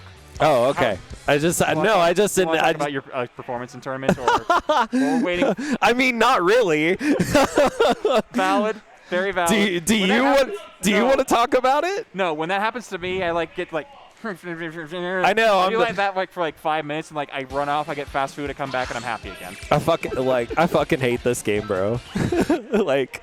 This game is like designed to make you love it and then hate it in alternating sections. Yeah. The thing is that the insanity makes it a better game to like spectate and watch, but sometimes it just does things to you, man. Man, I've been in the lab, like, I haven't played many people in the last couple of weeks because remember, I couldn't come to the last tournament, so. Yeah. But ever since then, I've been grinding in the lab hard, and none of that I felt like showed. Well, my neutral and defense was actually like pretty good. But what I was lacking and what's normally not a problem for me was combos. Like, I kept dropping a lot. I dropped a lot.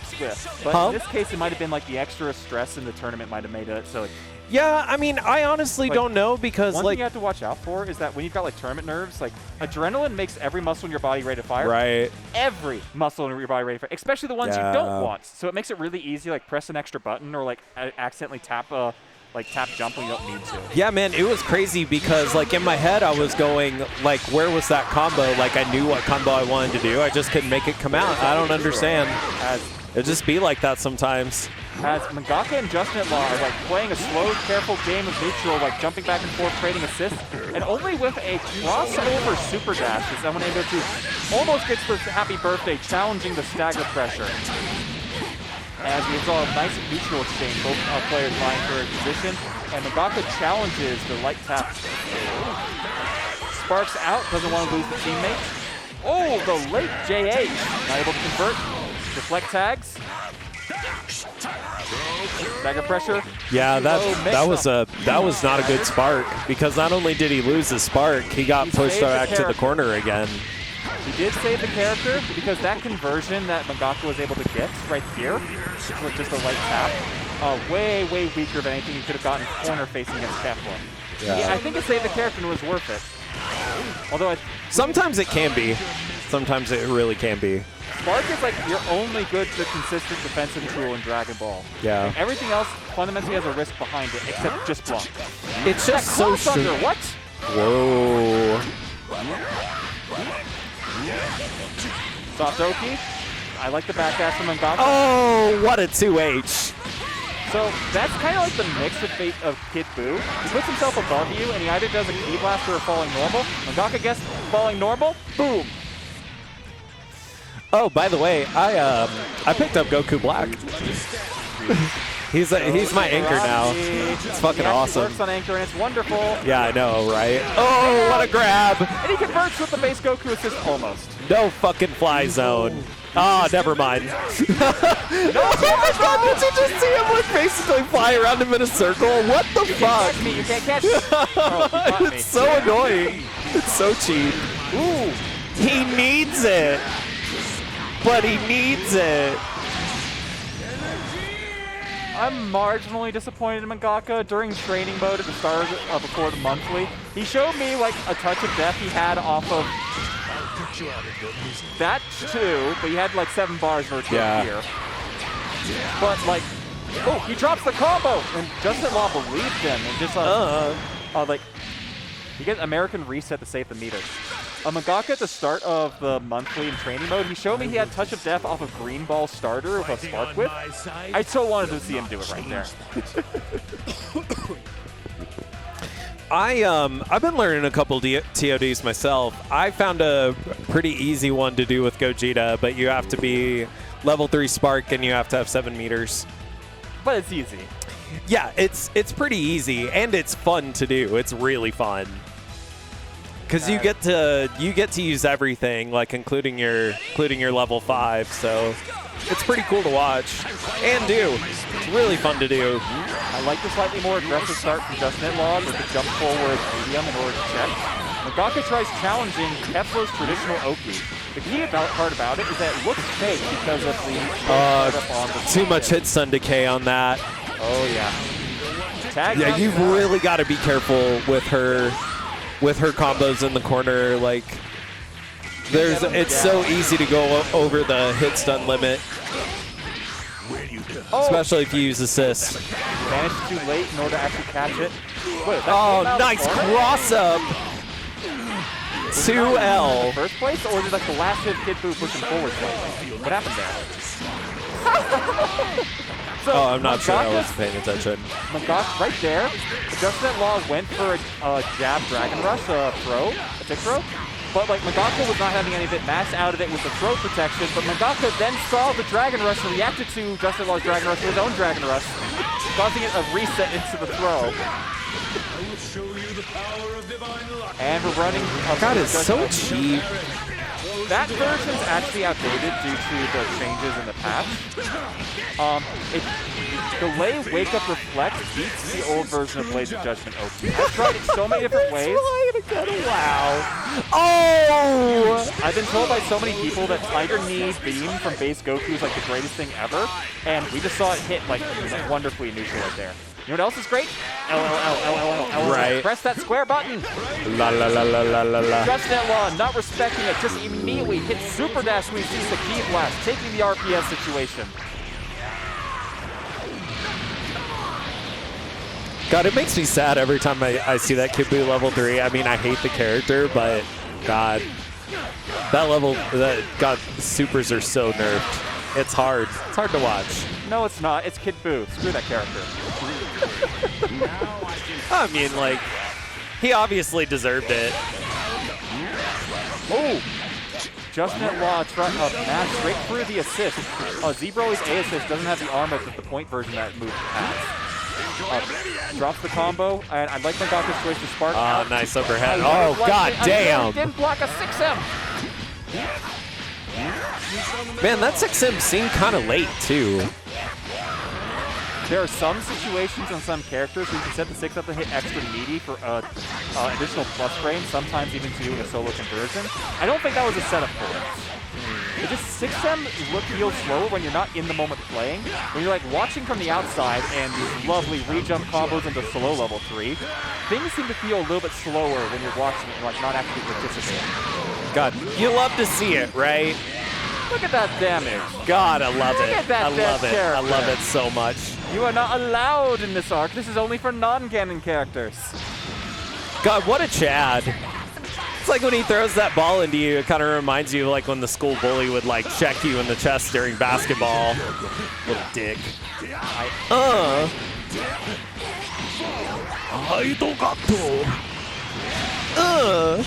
The downside of Z-Broly as a comeback character, he burns so much meter. He does, bro. Like, that's the really crappy thing is that, like, yeah, you essentially get, like, really good Level 3 sequence out of it. reversal. Whoa.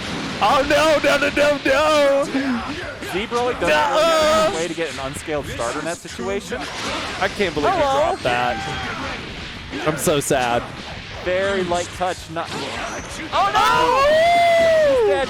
He is going to be dead with an optimal combo. That's not optimal. Okay. No, he's not dead. But, I mean, like, he's got to hold it, though. Oh, my God. He's too fat. He went into the still active Blades of Judgment with the guard cancel. Behold, this is divinity. Recovering on the Flight Flash. In a tense neutral battle at the end.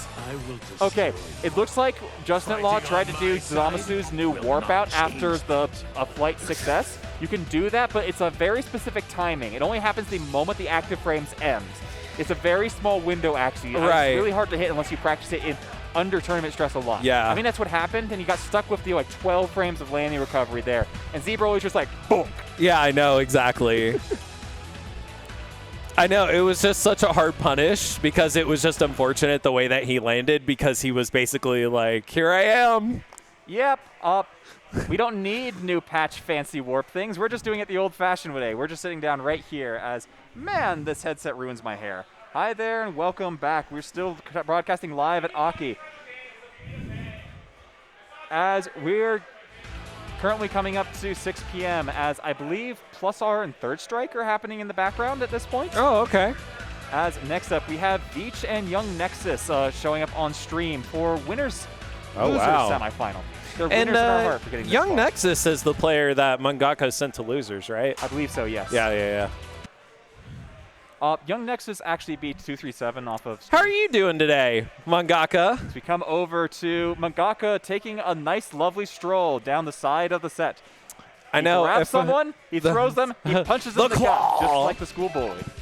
I didn't even do it. I was like, no, I'm just going to strike. I know you're afraid of it. No. As Mangaka discusses his strategy for opening people up with Z-Broly. That involves hey, that's coaching. punching them a lot. speaking of which, Mangaka offers a lovely coaching service. Check out his stream for whatever it is. Man, I need to get a Twitter because now with the Dragon Ball World Championships, like, I really need one. So it's going to happen. Oh, yeah. The fighting game community definitely has a lot of stuff going on Twitter. Yeah. Like, it is actually the best way I found to share tech quickly and easily in a semi-permanent method if you have the tweet saved. Like, I've tried a bunch of other methods like YouTube and Streamable and like posting stuff on Discord. No, Twitter's actually the best way to get tech out there. Yeah, man. That's where I've been going to look for stuff is on Twitter. Those consolidated hashtags really help. So shout outs to the person that did that because you're a champion. And speaking of champions, there can only be one champion. As Veech gets a very calm, patient opening, not spending either of assists in the original opening. Oh! Krill was grounded, and the clash with the falling button gave him a cancel in the 2F. Yeah. I can mash faster than you. Bump, bump, bump. Oh, no bonk, no bonk. No. Man, that seemed kind of weird because, like, it looked like it was right on top of him, but it still whiffed.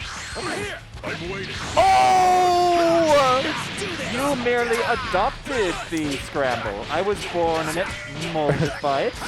Rare footage of Jiren in Season 4 with that counter. As it looked like Veech was caught wiggling. I think he was trying to jump out. And Yeah. It was a true strength. Damn. Ooh, I like the soft open chase. Calling out. Yeah, that was clever. Calling out the forward tech from Veech. Yeah, that was nice. I love fake mix-ups. He immediately uses the +0 on block super dash in order to dash in for a high. Not ready to convert off of it, but does get hit. Oh my You god. thought it was your turn? It was my turn all along. Boom. That was awesome. With active tag, that only did like 25% damage, which is really, really low, but it was free. Yeah. Because Youngborn right here, he's actually having a pretty hard time with his meter. He's been sitting at 0 bars like an 8 for ages. Young's insights.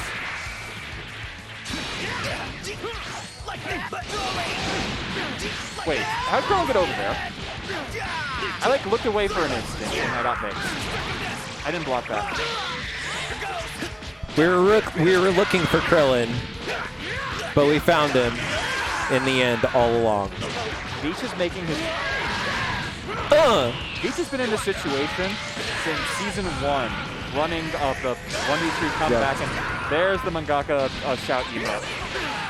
Just barely survives the level 3 and sparks in order to save the character. The beams don't trade, but Veech's is active first. The falling butter beam doesn't save Krillin. I mean, nothing will ever save Krillin. Well, actually, isn't that the problem? The thing is that Krillin actually got like one of the best filler episodes ever in Super, where like he had to overcome his fear of being like literally murdered. Oh yeah, I saw that. Like it was like one of the best filler episodes I've ever seen. I'm sad it's not in the canon. Yeah, they redeemed him a little bit. Like, you know what's else in canon? Getting hit by a level 3 because Goku just shrugged off having a planet dropped on him because he's sparking up. Oh, almost caught the recovery frames. The cross-up from YoungNexusAXS. I'm waiting. How much are you waiting? oh! 2S converts off of an air. Wow, I think he down. baited that. With the button level 3, both characters are now only a single touch away.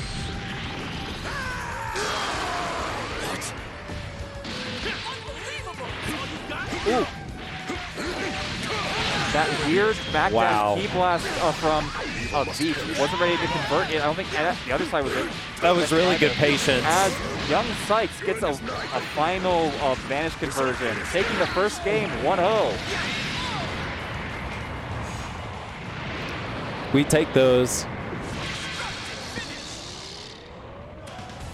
fight alongside no one, now and ever. I will not suffer the mistakes of my past. He fights alongside no one because all of his friends keep getting killed. Yeah, exactly. Because they're Krillin. He doesn't Yeah. It's because all your friends are dead. Be mad about it. Dragon Ball lore. It's supposed to be Veech is doing a really great job at these conversions of these anti-air conversions of the jab. That is a really hard reaction to hit. Yeah. Agreed. Veech is doing a wonderful job with these conversions, actually. Good Wow. extra overheads. Yeah, great pressure on the way down there. Oh my god, and he gets clipped. Expected JM. too low from the medium after image and gets clipped by the ultra high. Oh. Dragon Ball lore is actually really dark if you think about it, even though it's like a super fun, happy series. Oh no! Not a reflect push string as YoungNexusAXS just comes out swinging with the reflex. Gets a little bit of blue light back on Z-Broly. Not able to get the sit. Nice! He planned that all Wow, around. he knew. That's a man who is ready. That's a man who is not caring and just mashing Dragon Punch. No sliding knockdown because the DP uses it. Watch out for that DP. Yeah. Oh. Jiren is waiting for your super dashes. I'm really liking YoungNexusAXS I know, reel play him right in. now. Look at that! Reel him in. What a catch. Toss him out the boat.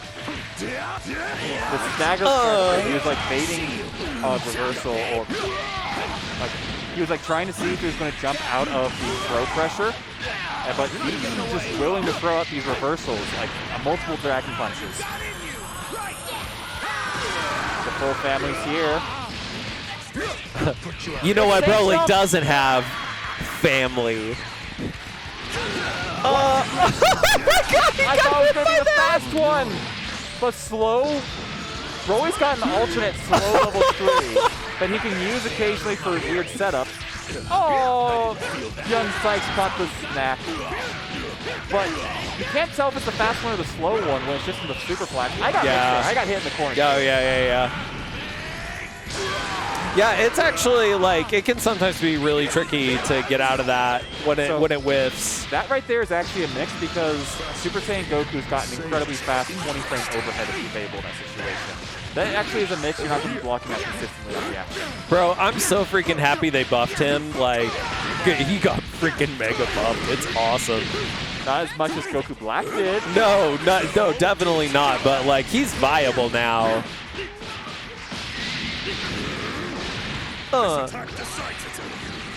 I mean, I'm kind of happy seeing Super Saiyan Goku around again. Like, the fundamentals games, so like Goku Black versus Super Saiyan Goku, are just really fun 1v1 situations.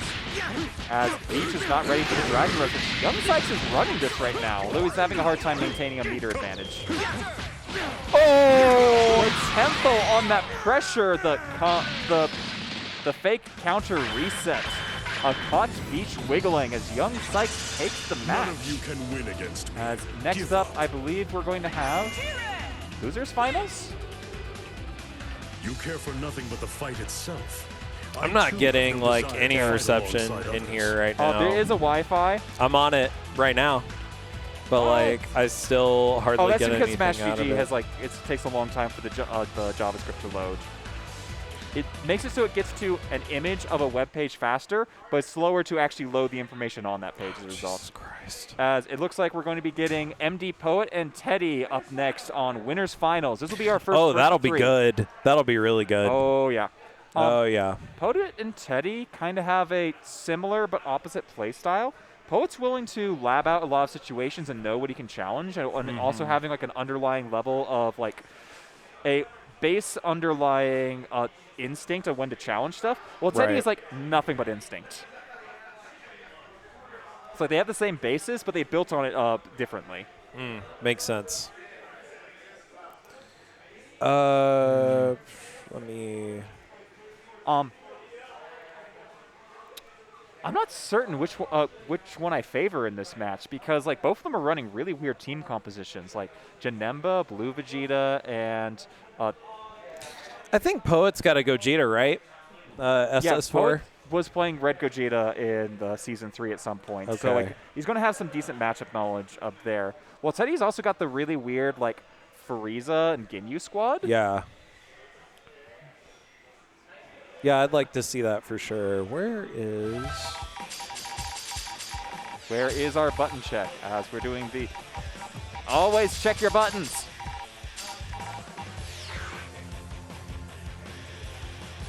Rusty actually isn't in today's tournament. I don't know where Rusty is. Yeah, we do miss Rusty. Is there? Did Rusty get run over by the Season 4 patch? Did what? Bad joke. Don't No, worry about no, it. no. I'm sorry. It's really hard to hear you. So. Oh yeah, you got one of them on. Are you saying it's like? Are you saying it's quiet in yours? What? If I could get a little bit more in mind for him, that would be good. Really well. So like, I'm pretty good on hearing him.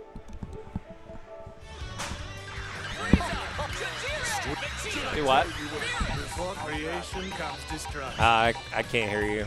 How's that? Can you hear me? I'm currently talking into it. You have to actually put it on. Yeah. How's that? Can you hear me? That's a little better. Okay. You're now pretty loud in my ears, but I'll live. Yeah, you're pretty loud on my side. I'm sorry. Give me a moment. Your eardrums are destined to shatter at some point.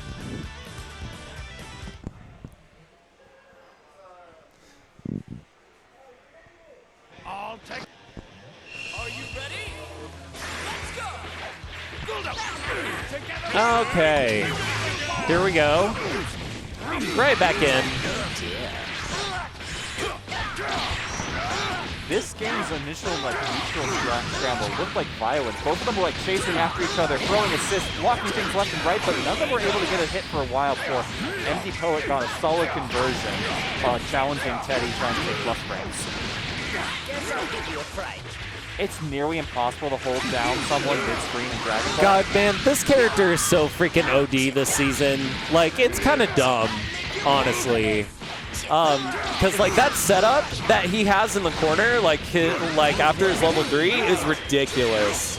Like a lot of his teleport mixes are what? Like you have like 3 or 4 frames to respond to it. Like there's a setup in there that's like that he has that's insane.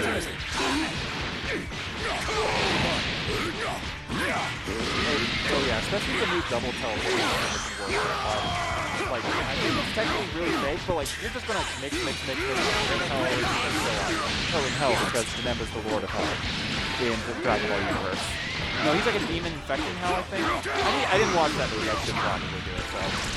I think I watched it like a long time ago. Hell in order to defeat Janemba to make hell good again. Yeah.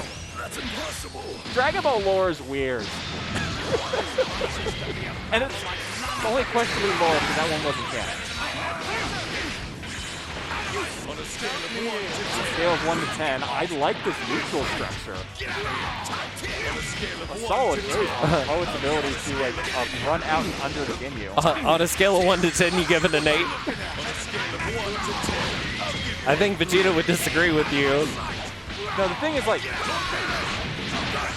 this is actually working so wonderfully in Vegeta's favor. Like, he was showing. Oh yeah, Ginyu Teddy's has- dead for sure. Ginyu has a very hard time covering non-standard angles without having his Ginyu force to back him up.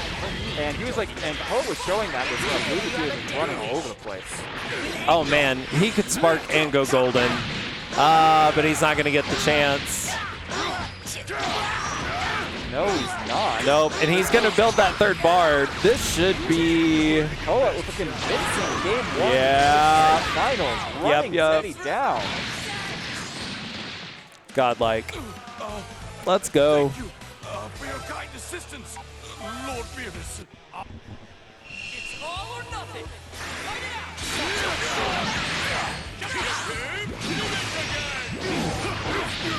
Janemba taking the guaranteed God. invulnerable. Oh my god! Crap. That was gross.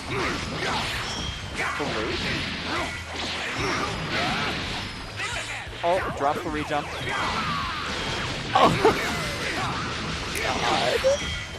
Gets a conversion off of all those key blasts. God, he basically gets like like a huge setup, like full screen. Because he can just check you again with that move that hits you out of the air. Like, Excellent call out from Teddy. He predicted and he got straight to the clipped. grab.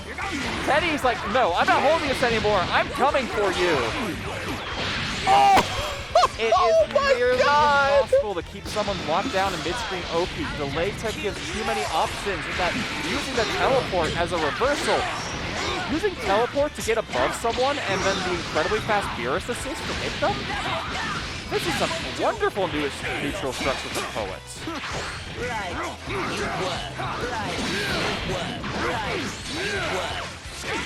Oh, he tried something fake. He didn't just go for the hit. He just tried to go for a throw. And he's like, no, this is fake. I know it. Mash, mash, mash. And that's kind of what I'm saying. Like, they both have a similar basis of they've got really strong fundamental game sense, but they built on it completely differently.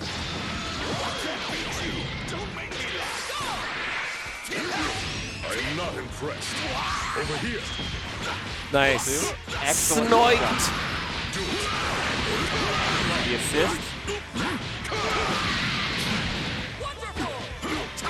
Poet is the master of wiggling on wake up. He knows the instant, like before even you do, if you're going to try something fake, and he will punish you so hard for it. Yeah. God, and that 2H and the grab was awesome.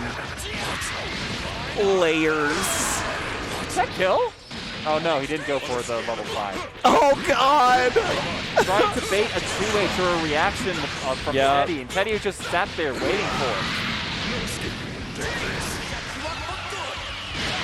Oh, my God.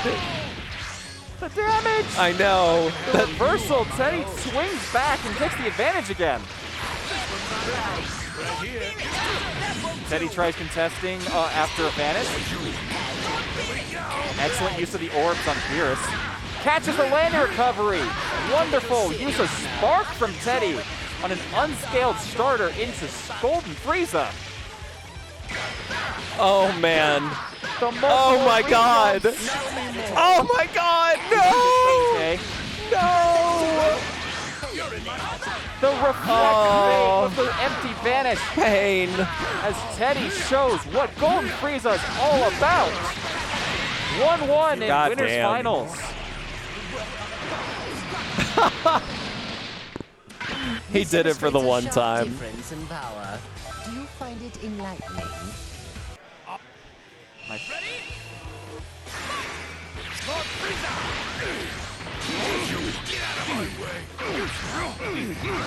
Okay, we Very aggressive. string him up. Start going straight in. This Oh! time he just mashes through. So Jesus Christ.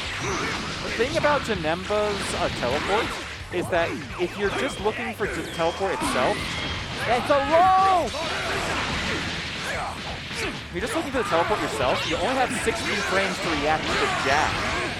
It's a straight up mix. You're not going to be able to react to the left-right with the teleport. Yeah, I think that's the one I was talking about earlier. But there's a little bit of a trick to it. Like, if you're not in block stun actively, he crosses up at like 26 frames ahead of time. And if you're not in block stun, you can see your character start turning around early. If you're in block stun, however, you're stuck. You won't see the animation. You just gotta guess.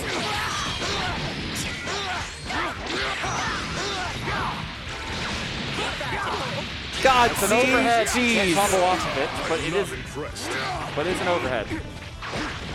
Sparking pressure. Oh EX my grab, God, you perfect. gotta jump that. The thing is that Teddy's been doing a pretty good job of responding to the grabs previously, like going them out with super dashes earlier.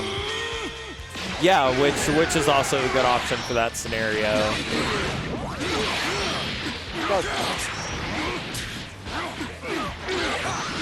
That was a wonderful defense sequence from Poet. Doesn't quite kill though, Oh, big sad.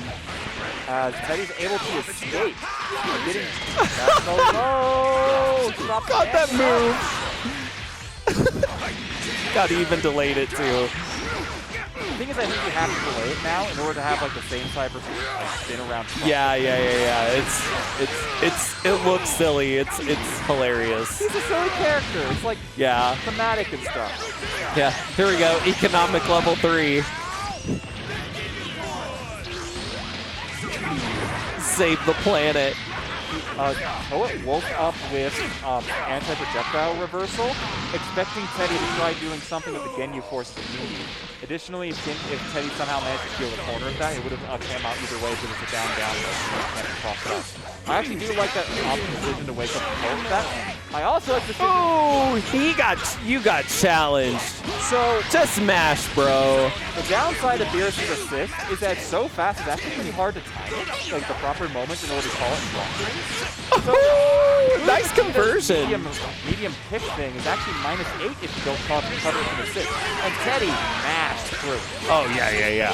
That mash is going to take him a whole character back into this game. No, not even back into this game, like winning this game solidly. Poet's got to make a 1v3 comeback against 3 very low hope characters. All of them will die to a key blast into a vanish.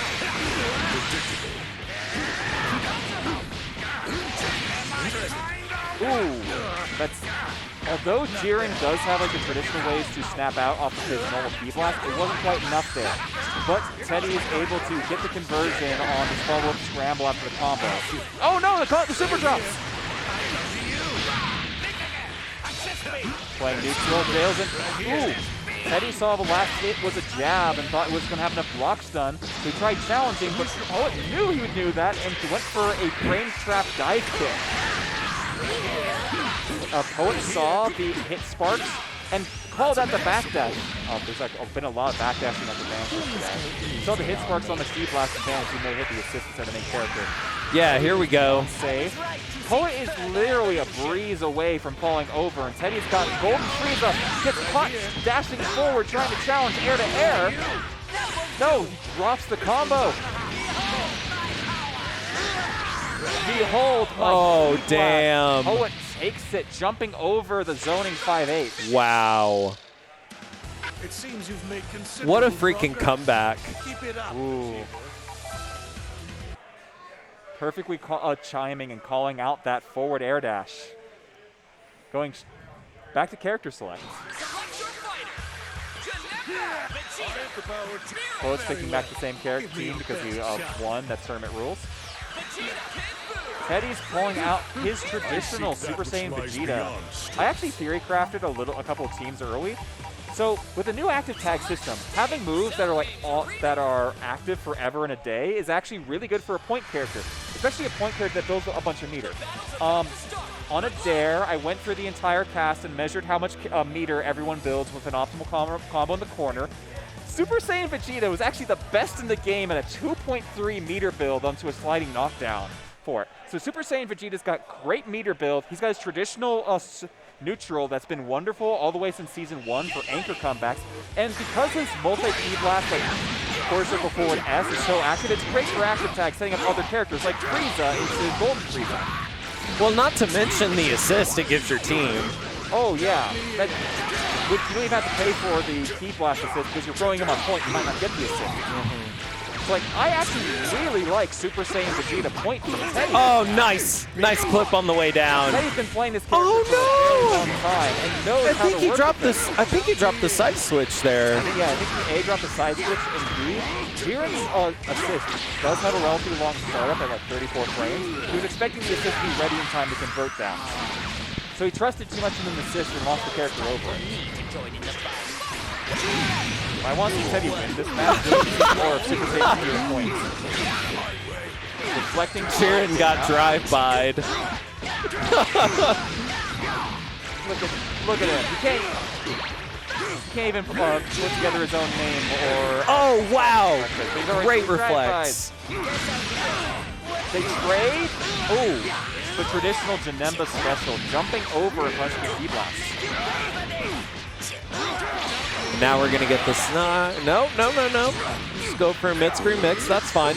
This is fine. I'm getting worked. You're getting worked. Wait, that's got anti-air properties? Yes, it's so. Bro, that move is ridiculous. Why'd they give It basically, negates projectiles. Like it goes almost full screen. Like it's dumb. Teddy will not get worked, Jack. He is going to run this game all the way back. Yeah, man, Janemba is one of those characters where if I go up against Janemba, that's like my pry one is to take him out. Like, no matter what position he's in on the team, like, get rid of Snap him. him in and throw him down. Get rid of him. Although, unless you have optimized, like, Tiger Knee Dragon Rush setups, I like the safe. Ooh. Okay, I think Teddy was trying to vanish out of the supers, but was too late, so he got guard cancel advantage and spent a bunch of extra meter for it. Well, and it looks like Freeze is doing a number on Beers here. Ooh, I love that perfect delay Get the time. family special, baby! That perfect delay time from Poet made the pizzas whiff, and then he super jumped out with the new easy jump back throw.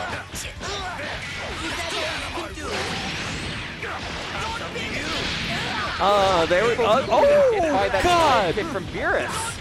Oh, that pressure is so good. It's actually height specific. Small characters will duck under the top orb. The way to get out of it DP. is to stand up and make sure you block the top orb. You actually get fewer options that way. It's really hard to do that in the heat of the moment, though. You see something above you, you don't want to stop blocking. Nice counter. Well, nice counter setup. Super jump properties let Poet spin around and counter hit the vanish. That almost was outside of spark range. Ooh. Oh, there we go. Fake was coming, tried challenging it, but it was a different type of fake. Not ready to convert to T-Blast. Mantis to safety. Ooh.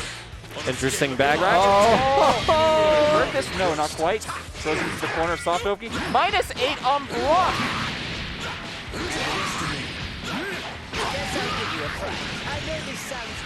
Finally. Okay, we're going golden. Teddy gets to show all of his lab work off now. Keeps up. Jumps over it, gets converted. Raw supers. Spend 3 bars, lose the game.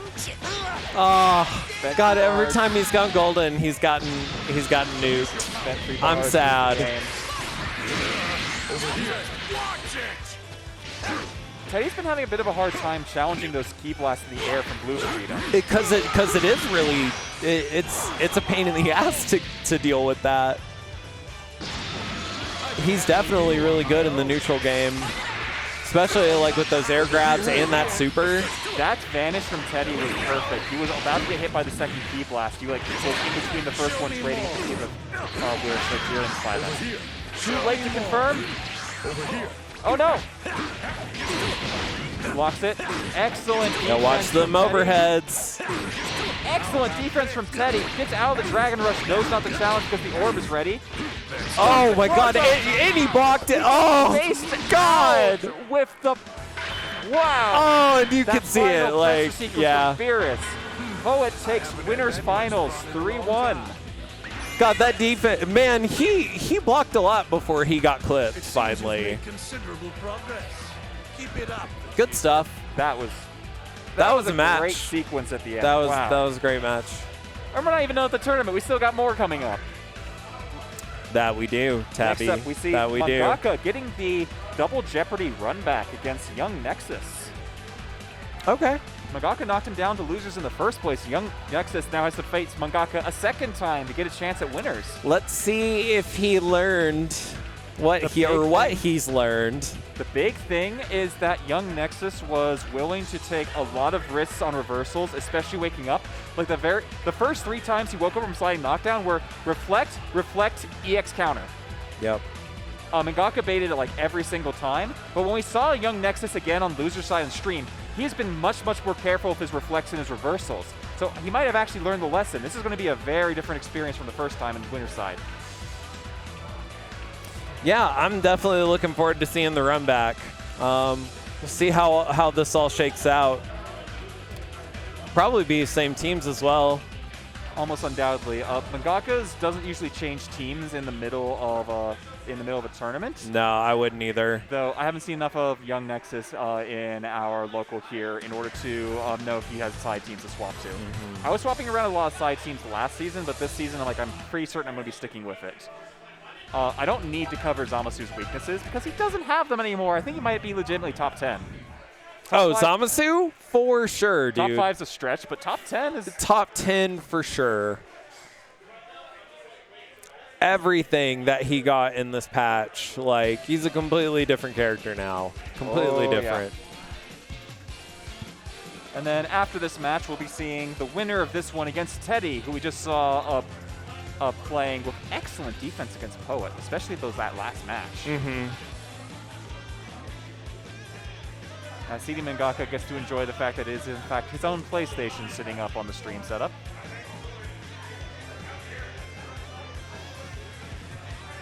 So, have you picked up any new characters? I actually dropped a ton of characters because Zamasu is great again. So my season 2 team was Zamasu 20. No, my season 2 team was 21, Zamasu, Goku Black. Man, I was totally gonna harass you if you didn't pick Zamasu back up this season. Like, I spent like 2 days trying out the buffs to Blue Goku and Red Gogeta. Like basically every character I had tried and dropped during season 3. Yeah. I did do my research and like run for the numbers and like it's Zamasu. Yeah. It's Zamasu. Right. I mean, Goku Black and Blue Goku have like really good synergy, but it's Zamasu. I mean, Blue Zamasu's Goku got better synergy. Yeah. And I mean, you could probably pick Goku Blue back up again. I mean, he got considerable stuff. The reason I didn't just instantly pick up Zamasu and never look is because they solved basically all my problems with Goku Blue. Like literally every single last one of them. Yeah. Like, he had a hard time getting mid-screen conversions without Vanish. They like improved his EX shoulder so it's faster in combos. So he can do that now with mid-screen stuff. He had like an impossibly hard time with reflect-proof strings. Now he's got a ton of reflect-proof strings with his 2M. He had a hard time setting up his light grab. It's now like way easier, especially off of his now forward-moving 2M in order to stagger into the light grab. His B assist was pretty good, but a little bit awkward because of like it didn't quite travel very fast. Now it goes like zoom. Basically every single thing I didn't like about Goku Blue got fixed. So I had to try him again, but fundamentally there's a reason I played Zamasu in season 2, even though he was like legitimately bottom 5 in season 2. Yeah, for sure. Like, and even before he got buffed, you were playing him. So, oh, we got 2 Zebra. Yeah. All right. I will note that the man who used past tense the Akihabara actual Twitch account was Mangaka himself, wanting to be in part of this commentary set. But he didn't get eliminated from the tournament, so he doesn't get to commentate. Do what now? Bad Mangaka. Oh. It'd be like that sometimes. As we're seeing Mangaka on the left as names. Oh no, the names are right. Ding.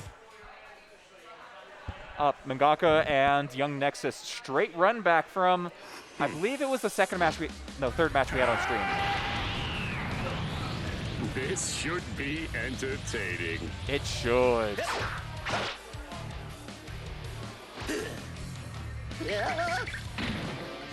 For very different reasons. This was already decided. This is the run back, Krillin. You got to do it. Ready?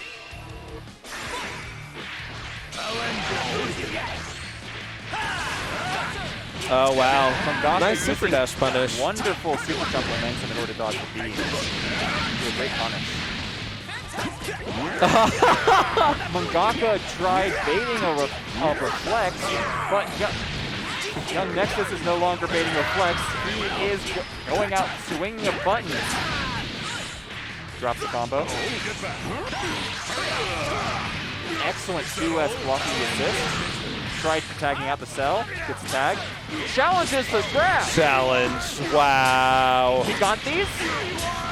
That reach up is way hard. Like, I've tried hitting it so many times, I cannot for some reason. Dude, it'd be like that. I don't go for re-jumps at all.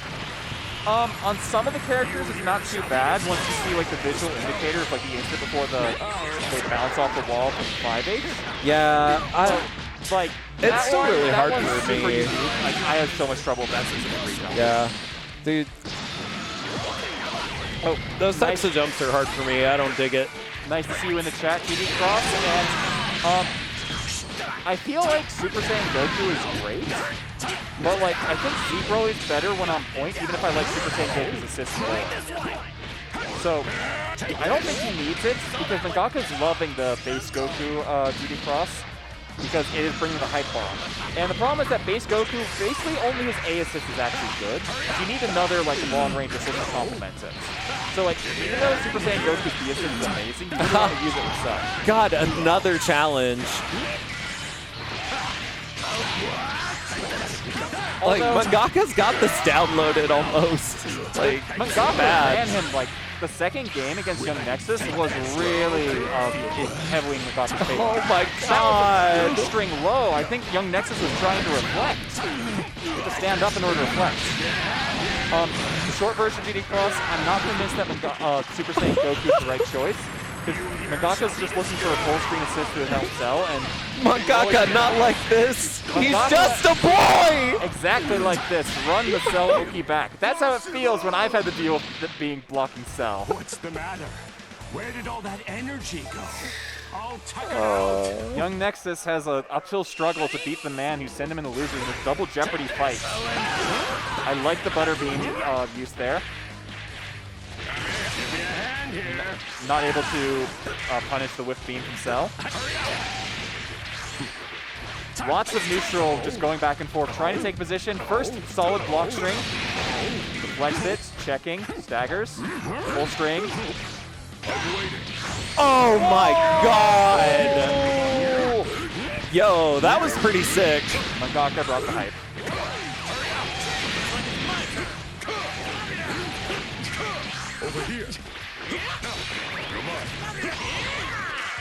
Oh, he's lucky he didn't get punished for that.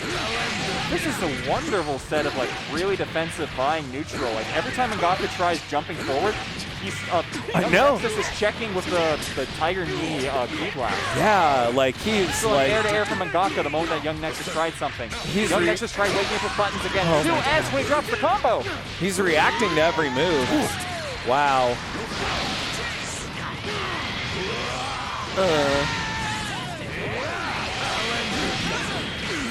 YoungNexus reflected inside of there. Mangaka was ready to reach No.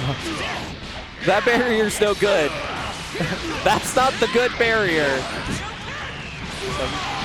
Going into Oki. He's going to drop Cell level 3 again. Hold the left right 50-50. Mangaka's actually gone right every time, except like one time he did a fake out Dragon Rush. Left this side! Oh no! Mangaka has his number big sad. on defense, but on offense, drop the combo. Yeah, very critical drop. And we've seen a couple of those from him tonight overall. He's been playing good. But as is what happened to me tonight in this tournament, it'd be like that sometimes.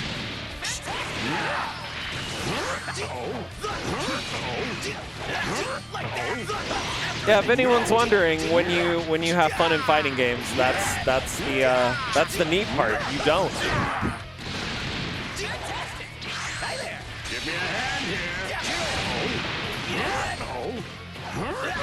Oh, nice overhead. Couldn't convert? Nah. Wow.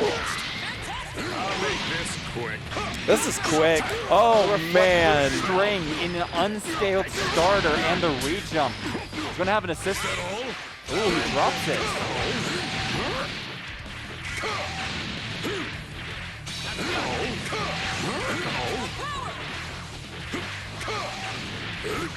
Okay, nice Spanish. No pressure, waiting. Rock.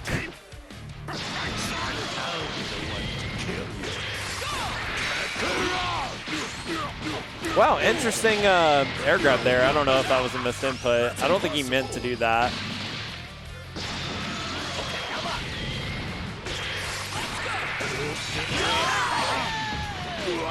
And here we go. Back to the corner.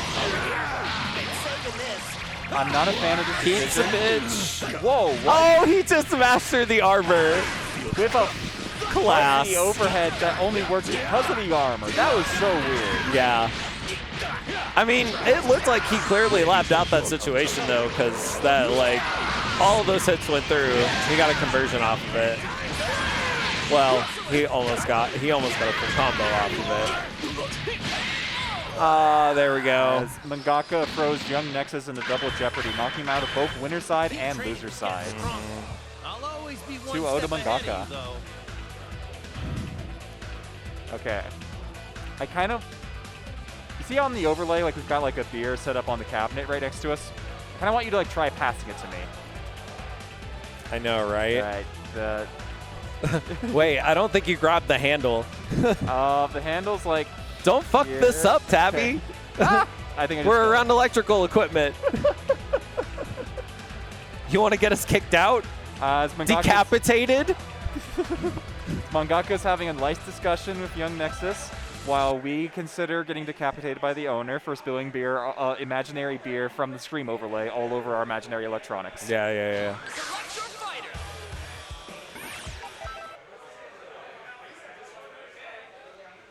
I mean, we just have to burn down the arcade and then not come back. It's really the only correct way I see to handle that situation.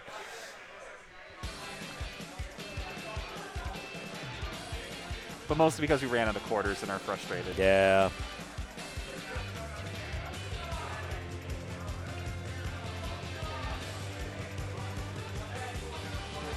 Overall, though, it's been fun. It's been really nice to play this patch.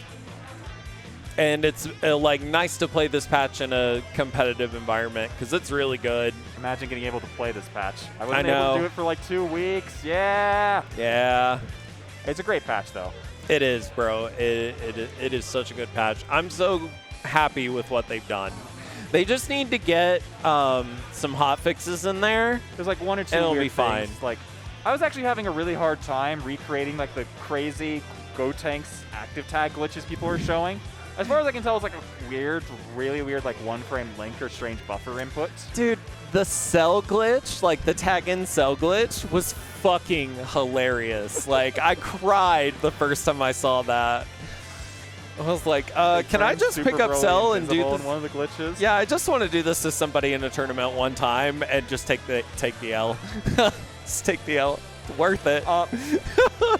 So I tried recreating a couple of them in training mode. It's nearly impossible. It's like a one-frame link on like getting them to set up properly. Right. It's not practical to actually hit any of those in tournament. Oh, we but had like a it's so discussion at one funny. point. And like, if like, whoa, should we like ban these glitchers? Are they going to be like against the competitive spirit? And it's like, no one's going to actually pull them off. Yeah. No one's going to pull them off. I mean, as far as I know, if you do bigger tournaments, they don't. You'll take the L if you do it.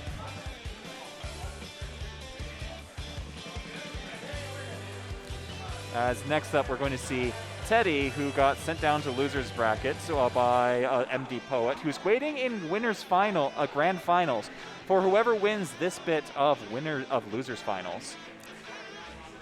As we've got potentially the three of the best players in Colorado sitting right here in front of us. It's true though. Well, I think that Poet and Teddy have like the same basis and then approach the game differently from that basis. I think Mangaka and Teddy have completely opposite bases. Like, Mangaka is a little bit similar to me in that he'll like think in frames and situations. And then he'll try building up reflexes on top of those situations. While Teddy just is those like instincts and situations in the first place. Drink is everything. I'm Goku. Hi, I'm Goku has joined the chat. Select stage. Select the music.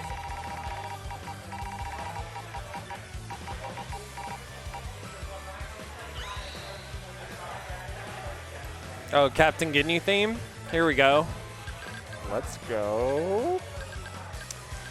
So I bought every Z capsule in the game recently.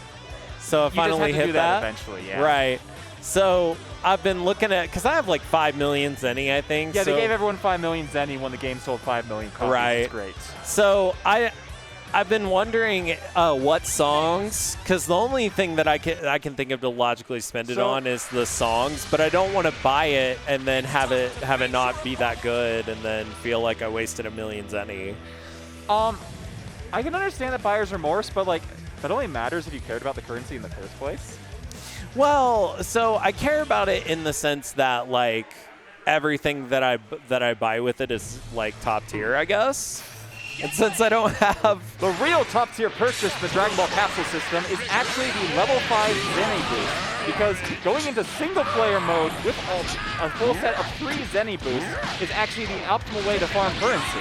Ding. that's awesome. No, this is terrible advice. Don't have to go into single player and grind. Stonks to the moon.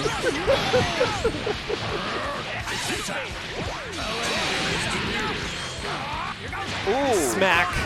So Teddy Two did days, like so- a really nice neutral setup. Like he did up back in order to dodge and cause whiffs on any. Using the Ginyu Force fake out to hide a Dragon Rush.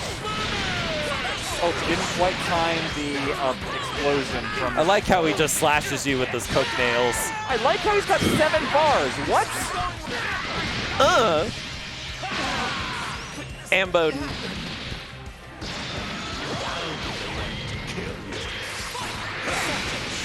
Oh, Ginyu shoulder tackle not keep on. No.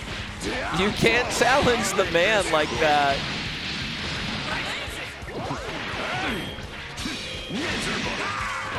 That's the first time we've seen that get blocked today, and I think it was a chicken guard.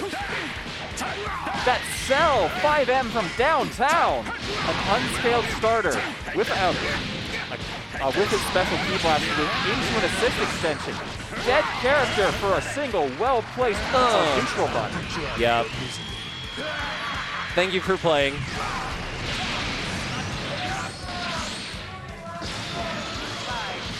Yep.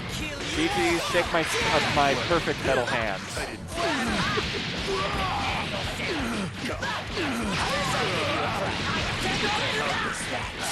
No! Auto combo. No, bring him back to the corner. So No. Mangaka actually did the same thing that Poet did in the winners finals match, where Poet did a very delayed wake up and then used that to make the pizzas whiff and challenge. Mangaka just challenged by punching him in the face rather than jumping out from him. Right, exactly.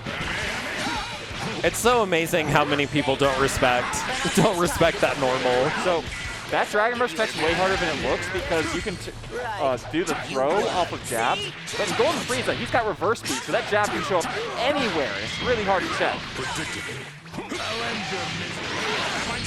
EX perfect attack, the best anti-air in the game, straight into an unscaled level 3. Look at that damage.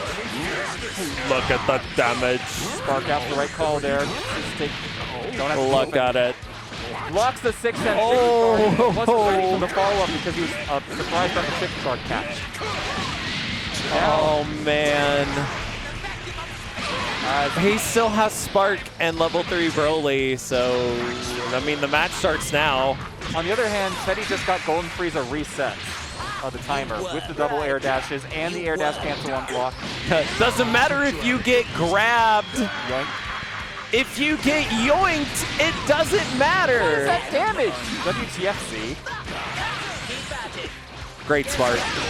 Ooh, the Ki Blast went through and traded with the God, 5-8. it's one touch for both characters and it's over. Oh yeah, as Mangaka uses Broly's overpowered Ki Blast to catch a backdash in neutral. Excellent air dash, and takes the armored anti-air 5M sends him to the ground. Mangaka takes the first match of this first of 3. You love to see it. You love to see it. Final. The thing is that Mangaka's got 2 backup plans. I love to see it. No, not even backup plans. He's got 3 Plan A characters. Yeah. God, and all of the characters, like Cell especially got buffed. Cell got buffed this season. Cell actually didn't need it. He was fine. Yeah. Broly didn't need the buffs he got either, did he? But he needs it. Like that barrier that like that any assist can't touch. Corner, it's but awesome. drops the combo. Mangaka instinctively mashes reflect to get out of the combo. It works. And Teddy's crazy corner steal mix-up works against him. Nah, we challenge those. The incredibly low block stun on the Frieza B assist baited a reflect out of Mangaka. Chop. Bonk. You done been booped. I like the barriers. Oh, nice. Yeah, that barrier really saved his ass there at Teddy tried neutral. pressing a button. He felt Mangaka was nope. The Kidney Force saved his ass, and then his ass is going to get shot again by the Key Blast.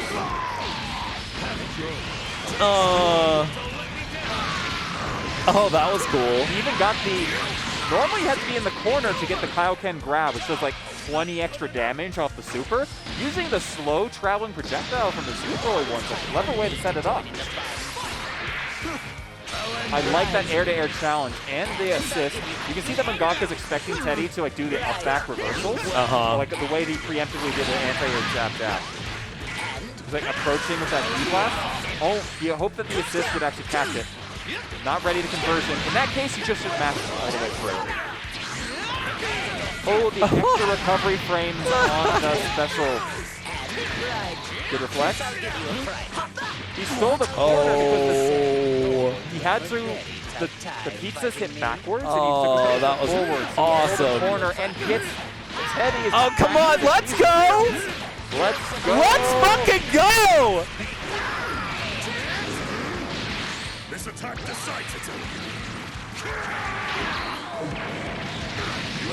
And all this happened because he reflected some pizzas. You do not respect the pizza delivery company. No, absolutely not. Bonk. Disrespect your Reversal. surroundings. That's a frame 4 invulnerable move, and it is actually incredibly good if you're not back to the corner. I was expecting dash up throw personally.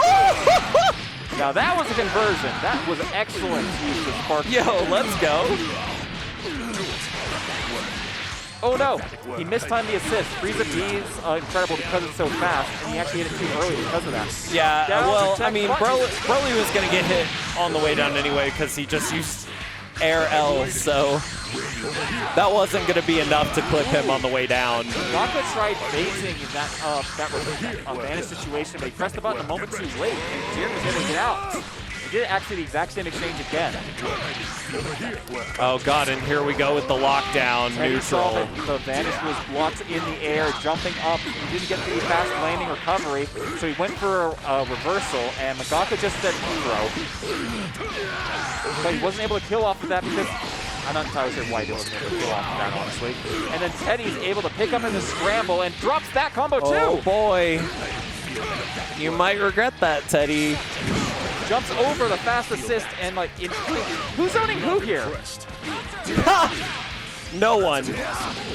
No one is zoning here. There is no zoning. Silly zoning This is a no zone. This is a no zone zone.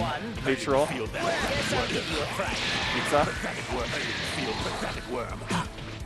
I don't want to see neutral. I want to see fifth gear.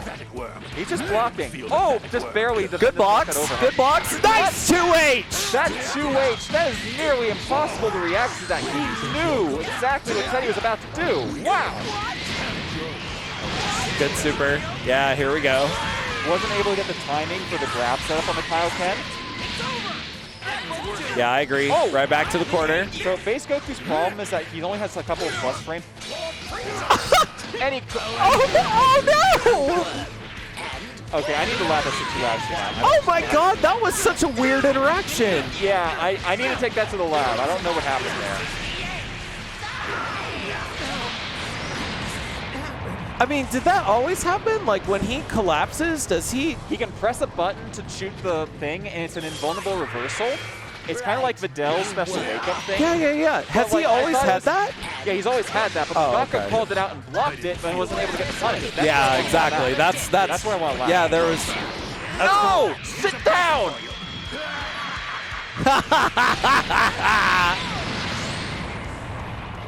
2-0. Mangaka has a solid advantage. Teddy's going to need a dramatic reverse sweep to turn this around. Fighting on my side will not change that. I dropped the shot glass into the beer. Could you not?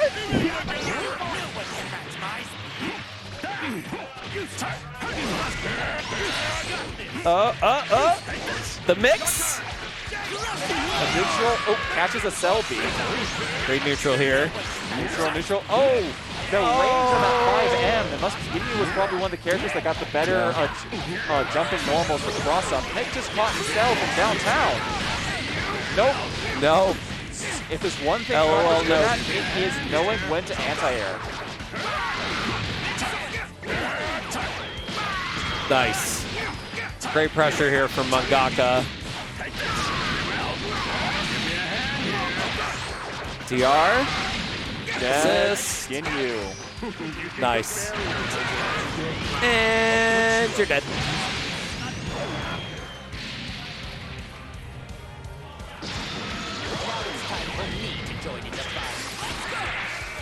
Ground start, jump. My assist is better than your assist. Oh, but my normals are better than your normals. Oh, and he gets armored through. That's actually a pretty good option select. If you think that they're going to like either do an overhead or something else, you just screw out the armor. It's like, let's go. Right, exactly.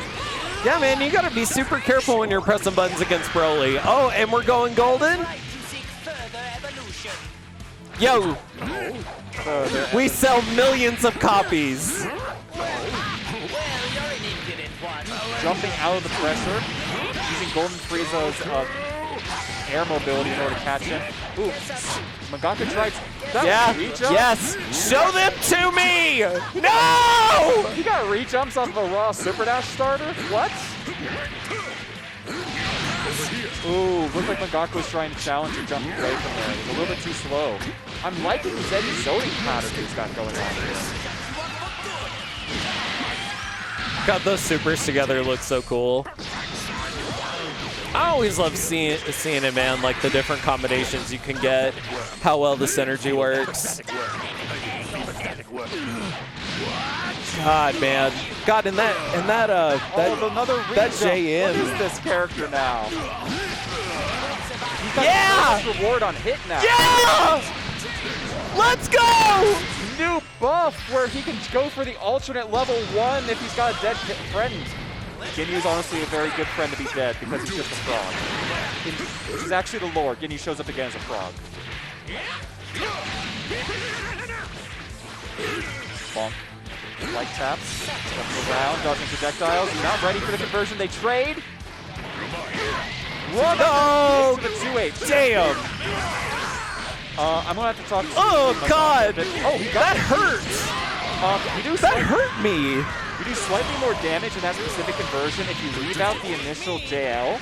It actually reduces your height a little bit and makes it easier to time the advantage afterwards and uses less initial scaling on it. I'm going to talk to Mangaka a little bit about that for the damage conversion.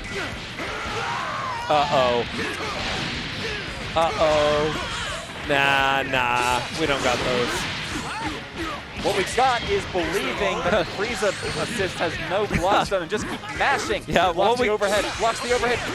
What we got is a 5 LLL. Oh, he tried challenging it, but even though that jail's in the vanish, it also has like excellent ant properties and sparking vanish. And the drop. Very critical drop. Never mind. It's Iron Man.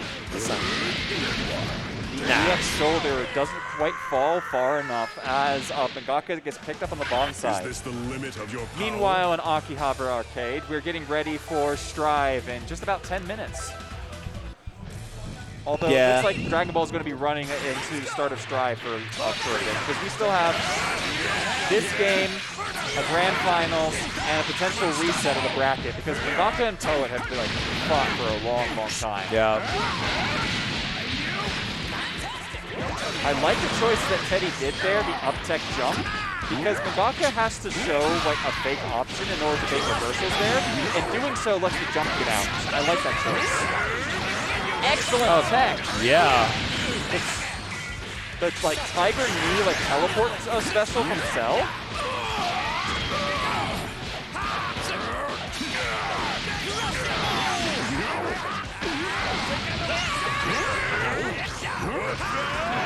What's the blow? Blocks it. God, I love that move so much. It's shenanigans. So on point. He's basically only getting hit neutral right now, given that neutral hits him, takes Cell away from him. Teddy gets to recharge with a free assist in the back now. Bring out the big man. the Chad. Oh. Safe jumps and makes the anti-air whip from Z-Broly. Yeah. Oh no! The delay tech timing let Mangaka. I think he went for a re-jump there. But he used the assist in order to cover it, but wasn't able to convert off the assist ball. Oh, I see.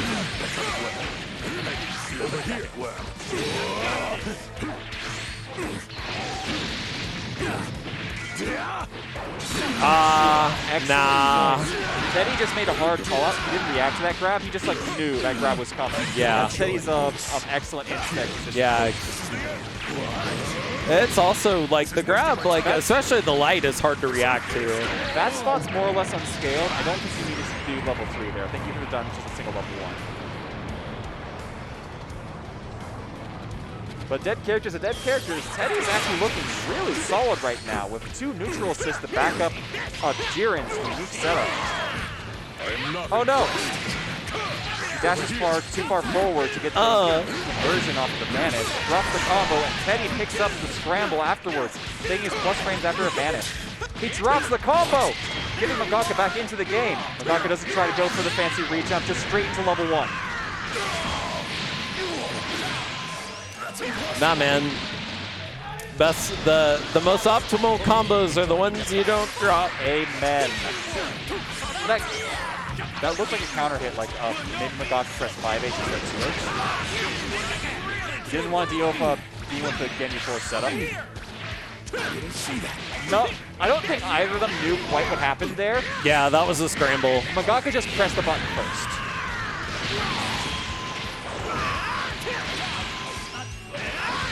Sick. All right, man. Whoa! They both got smart. There's a dead zone on the slashers. And Frieza took the plus frames off of the key blast. The full screen, the extra travel distance means recovers a lot faster. In order to frame trap Mangaka there. Yeah, boy. Oh, this is gonna hurt. And at any moment, he can instant air dash cross. Oh, wow! He frame traps. He frame traps with a super dash after Mangaka makes an amazing block against the cross-up light. Full count in losers finals. Beautiful, beautiful stuff.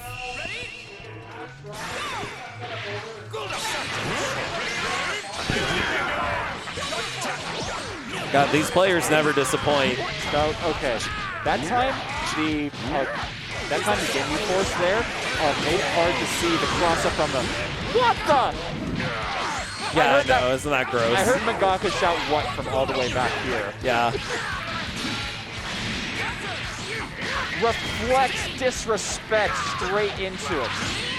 He didn't trust the re-jumps at that spot, like he just wanted to go straight to a consistent combo. Disreflect your surroundings. Ooh, that's an interesting opening. He wasn't quite able to convert it.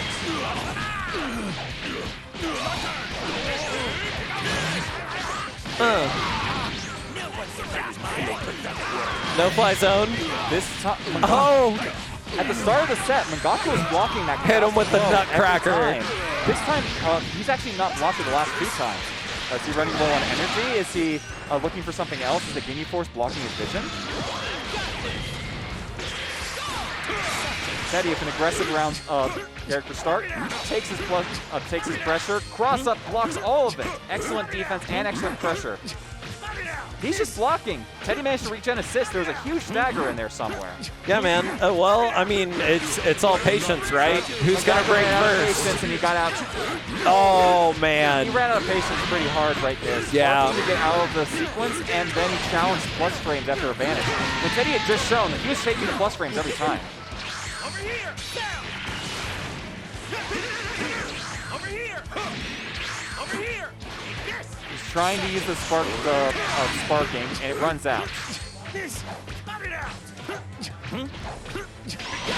Oh! From Mangaka. Wow. From his excellent defense, blocking all that stagger pressure from Teddy. Oh no, he misinput something. I think he probably did 2M twice or something. And that dropped the Kaioken.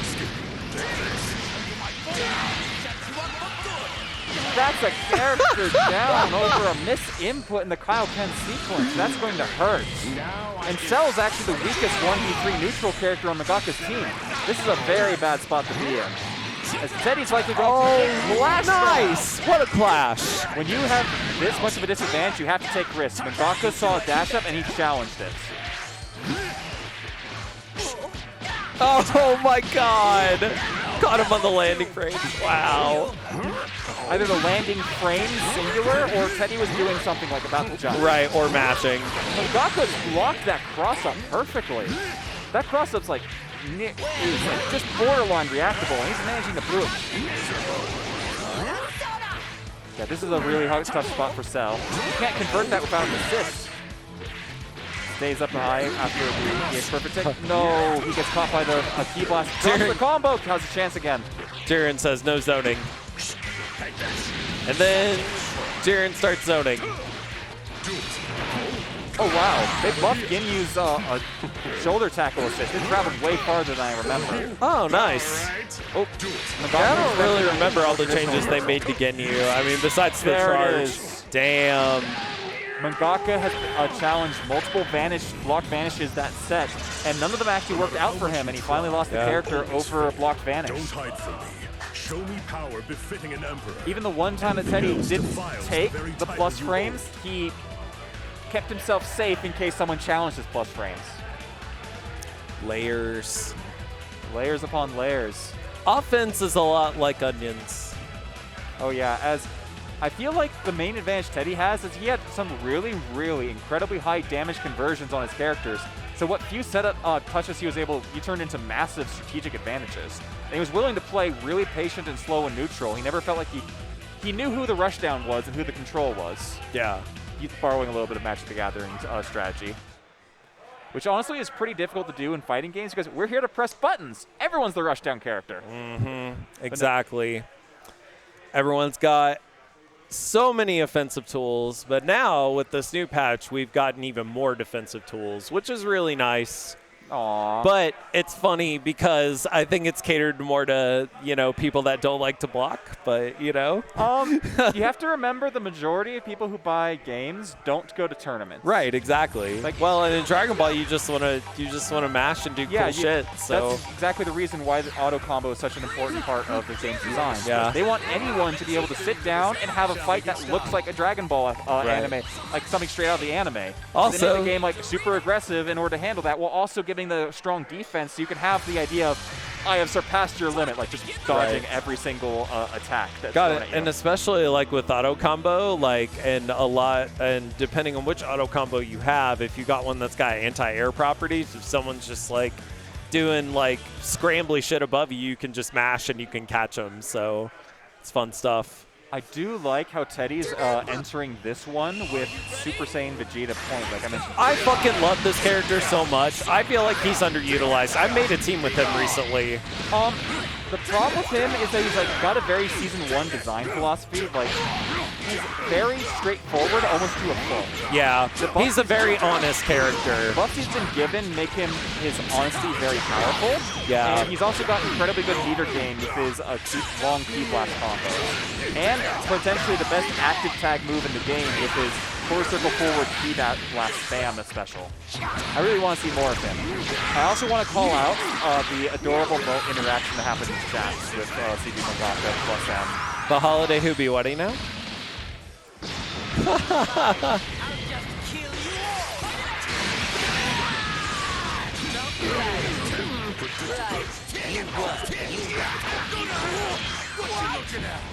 Incredibly close. It was like a full count, and there was a full count at the end of that match. Yeah. And like the momentum changed multiple times. That re-jump looked like it should have dropped. And the Janemba Q-Blast assist for the wake-up super. Yeah, that's how you know this man plays Frieza. The realist. Giant blue health bar on blue Vegeta. Poet's going to be looking for an opportunity to get him out, and he finds it. He was just holding assist the entire time. Oh god, this character's so annoying to deal with. That's because Janemba is the control, and he knows he's the control. Right. Janemba's weakness is that he has a hard time like getting in, but like he doesn't need to get in if your opponent wants to get in. Yeah, exactly. And plus, like he can take control full screen like whenever. Like that would jump, nice. Now, God of Destruction. Plus, he's got like that ridiculous mix with that orb. Ooh, double instant air dash. It's actually been really effective tonight. People are like not expecting it. Teddy just hit Poet with the no mix. Yeah, actually very few people have been blocking that tonight. It's Yeah, an online yeah, tactic. that's It's way true. more effective in lags, but it's still solid. You get plus frames after it, and the risk you're taking is honestly pretty low. Like, I'd actually like to see a little bit more of it, especially if you have a 2L low and a block spin assist. You actually get like a real mix with, especially super air dash flow mix. Oh man, that's so crazy. We're in grand He's got to finals. hold the teleport mix from the reigning champion who won the last local. Correctly guessed he's in the corner, but wasn't ready for the grab. Poet, the reigning champion, Poet, undefeated in this one, who also won with a double teleport, getting behind Frieza. I think that's a punish. That's a special he ended with no block stun. Whoa, what? Wow! Did you see him? Oh my God! Do that? Oh no! Oh, you're dead! No! Oh no! Drops it. Oh, he dropped Teddy. it though. Damn! Dashing in the air. Damn! Vanish. 1-0. Oh, I'd be so tilted. 2 games away from taking the monthly. In the meantime, you might see the backside of Noah, our Havoc Noah, our lovely TO for Guilty Gear. Currently announcing the bracket for Guilty Gear Strive happening at the same time. Probably on this very stream, actually.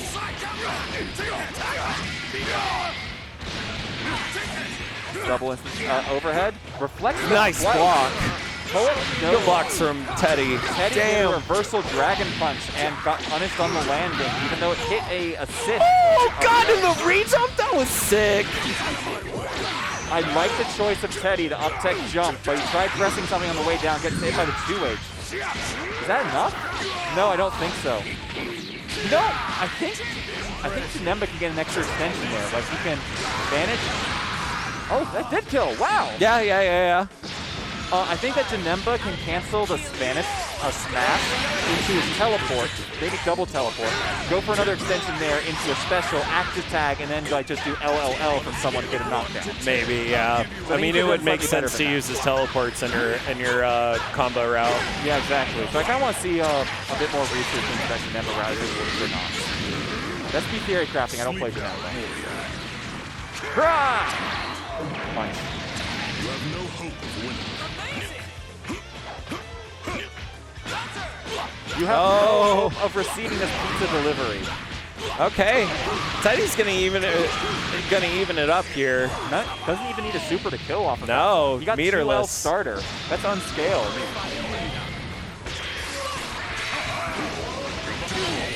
Poet is in fact a machine. Just like Oh, and he got a happy birthday! Oh shit! 2H! Oh my God! Oh no, Frieza dropped out, so Oh my God! it's only temporary. Oh, he got so lucky. Oh! They made it so that Key Blast invulnerability in Jiren's 5S starts sooner. He was able to contest the Tiger needs a Key Blast spam from Janemba. Oh my God! So patient, Again! almost staggers. He was not ready for the base Oh my double God! overhead. This pressure is conditioning people so much they're not ready for the universal. Right, anymore. exactly. Okay, that looks cool. I think it was unnecessary. I don't think he did that much damage. Oh, whatever, I man. think Teddy was just winning by so much, but it just looks too cool. Yeah, exactly. And plus, you got the cash, spend it. Like, Yeah, it's valid. It's grand finals. Like, let's go. That round start reflect from Beerus on Poet's side felt like a misinput. Like maybe he was doing like a round start deep or something. My planet needs Did me. you see that Dragon Rush that Poet threw out in the air, like trying to catch Teddy on the way down? Yeah. Poet is like kind of insane. Poet is like an insane, unpredictable machine. like he will find a way to wiggle out, and he also has like these setups wonderfully labbed out at the same time. He like low profiled the Ki Blast and was able to get a tap with it. Teddy uses the extremely high Jails into Vanish feature on Jiren's Laser Beam, and the sparking air dash cancel off the sparking Vanish. It's a true mix. You just gotta hold it. Oh, damn.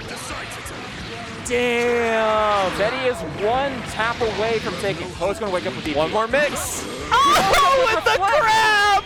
Okay, I was kind of close. I said Poet was going to wake up DP. He woke up with Reflect. It's kind of close. Don't hide from me. I'm taking that. That's a successful prediction.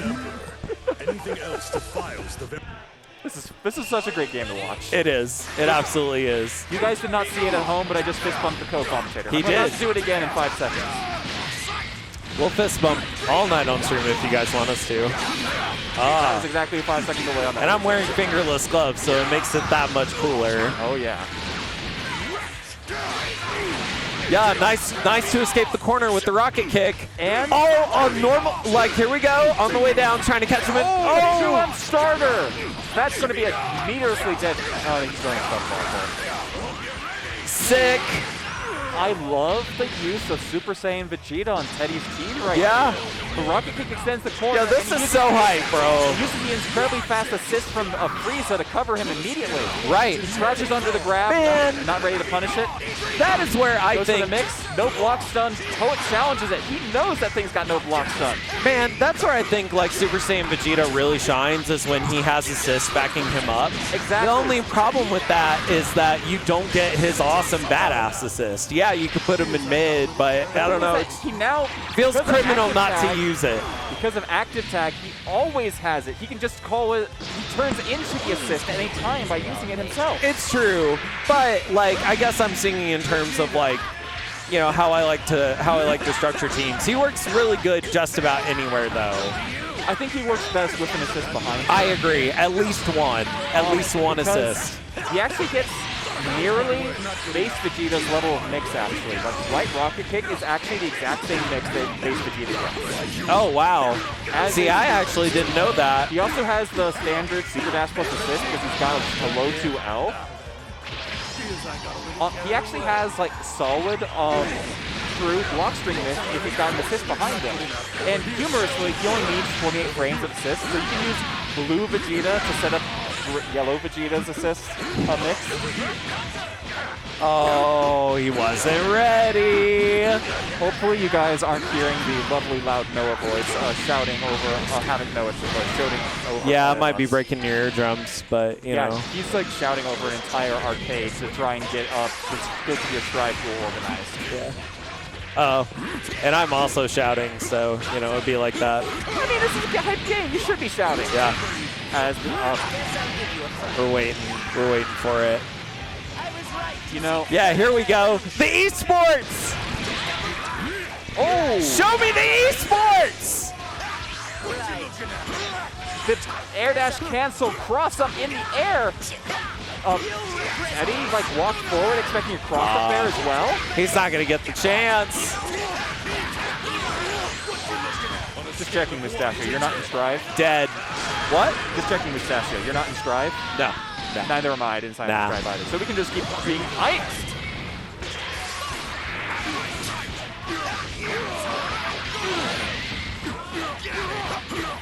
On a scale of 1 to 10, how is that all?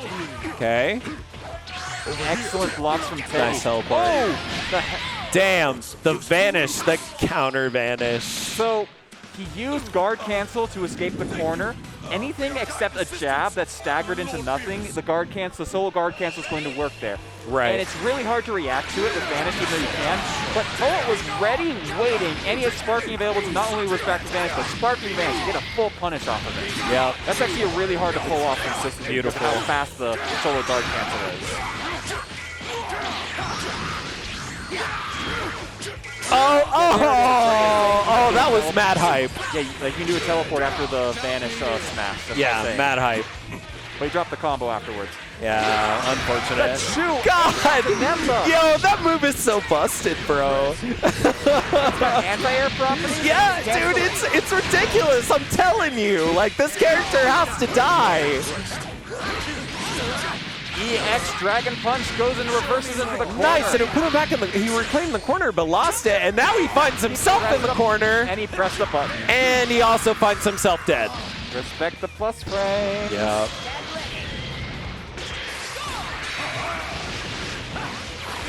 God, and Janemba's assist is also just, it's dumb, bro. Whoa! Poet did a reversal 5H? Whoa. Damn. That setup, throwing a key blast. Whoa! Taking to follow up.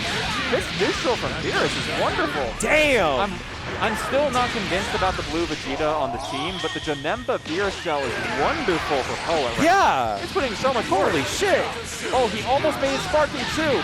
He gets a whiff punish on the pizza toss. I think that was actually plus. I think he blocked in the air. That's not where you want to be with Janemba on screen. You need to get out.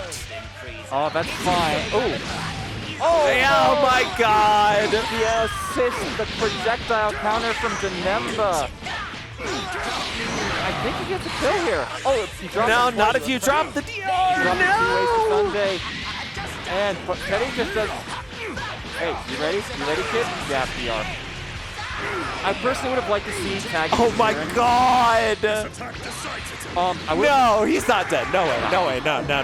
He would have been dead if Teddy had active tagged into Jiren and just done LLL for a sliding knockdown. He could have been dead. Because, like, fun fact, Jiren's 5S is ridiculous. That was disrespectful as fuck. Okay. Fun fact. Dragon Rush is an unscaled starter. No one realizes it because it's got like +7 initial proration, but it's actually got the unscaled table that runs off of. So like tagging into Jiren right there actually would have done much more damage than you expected. No.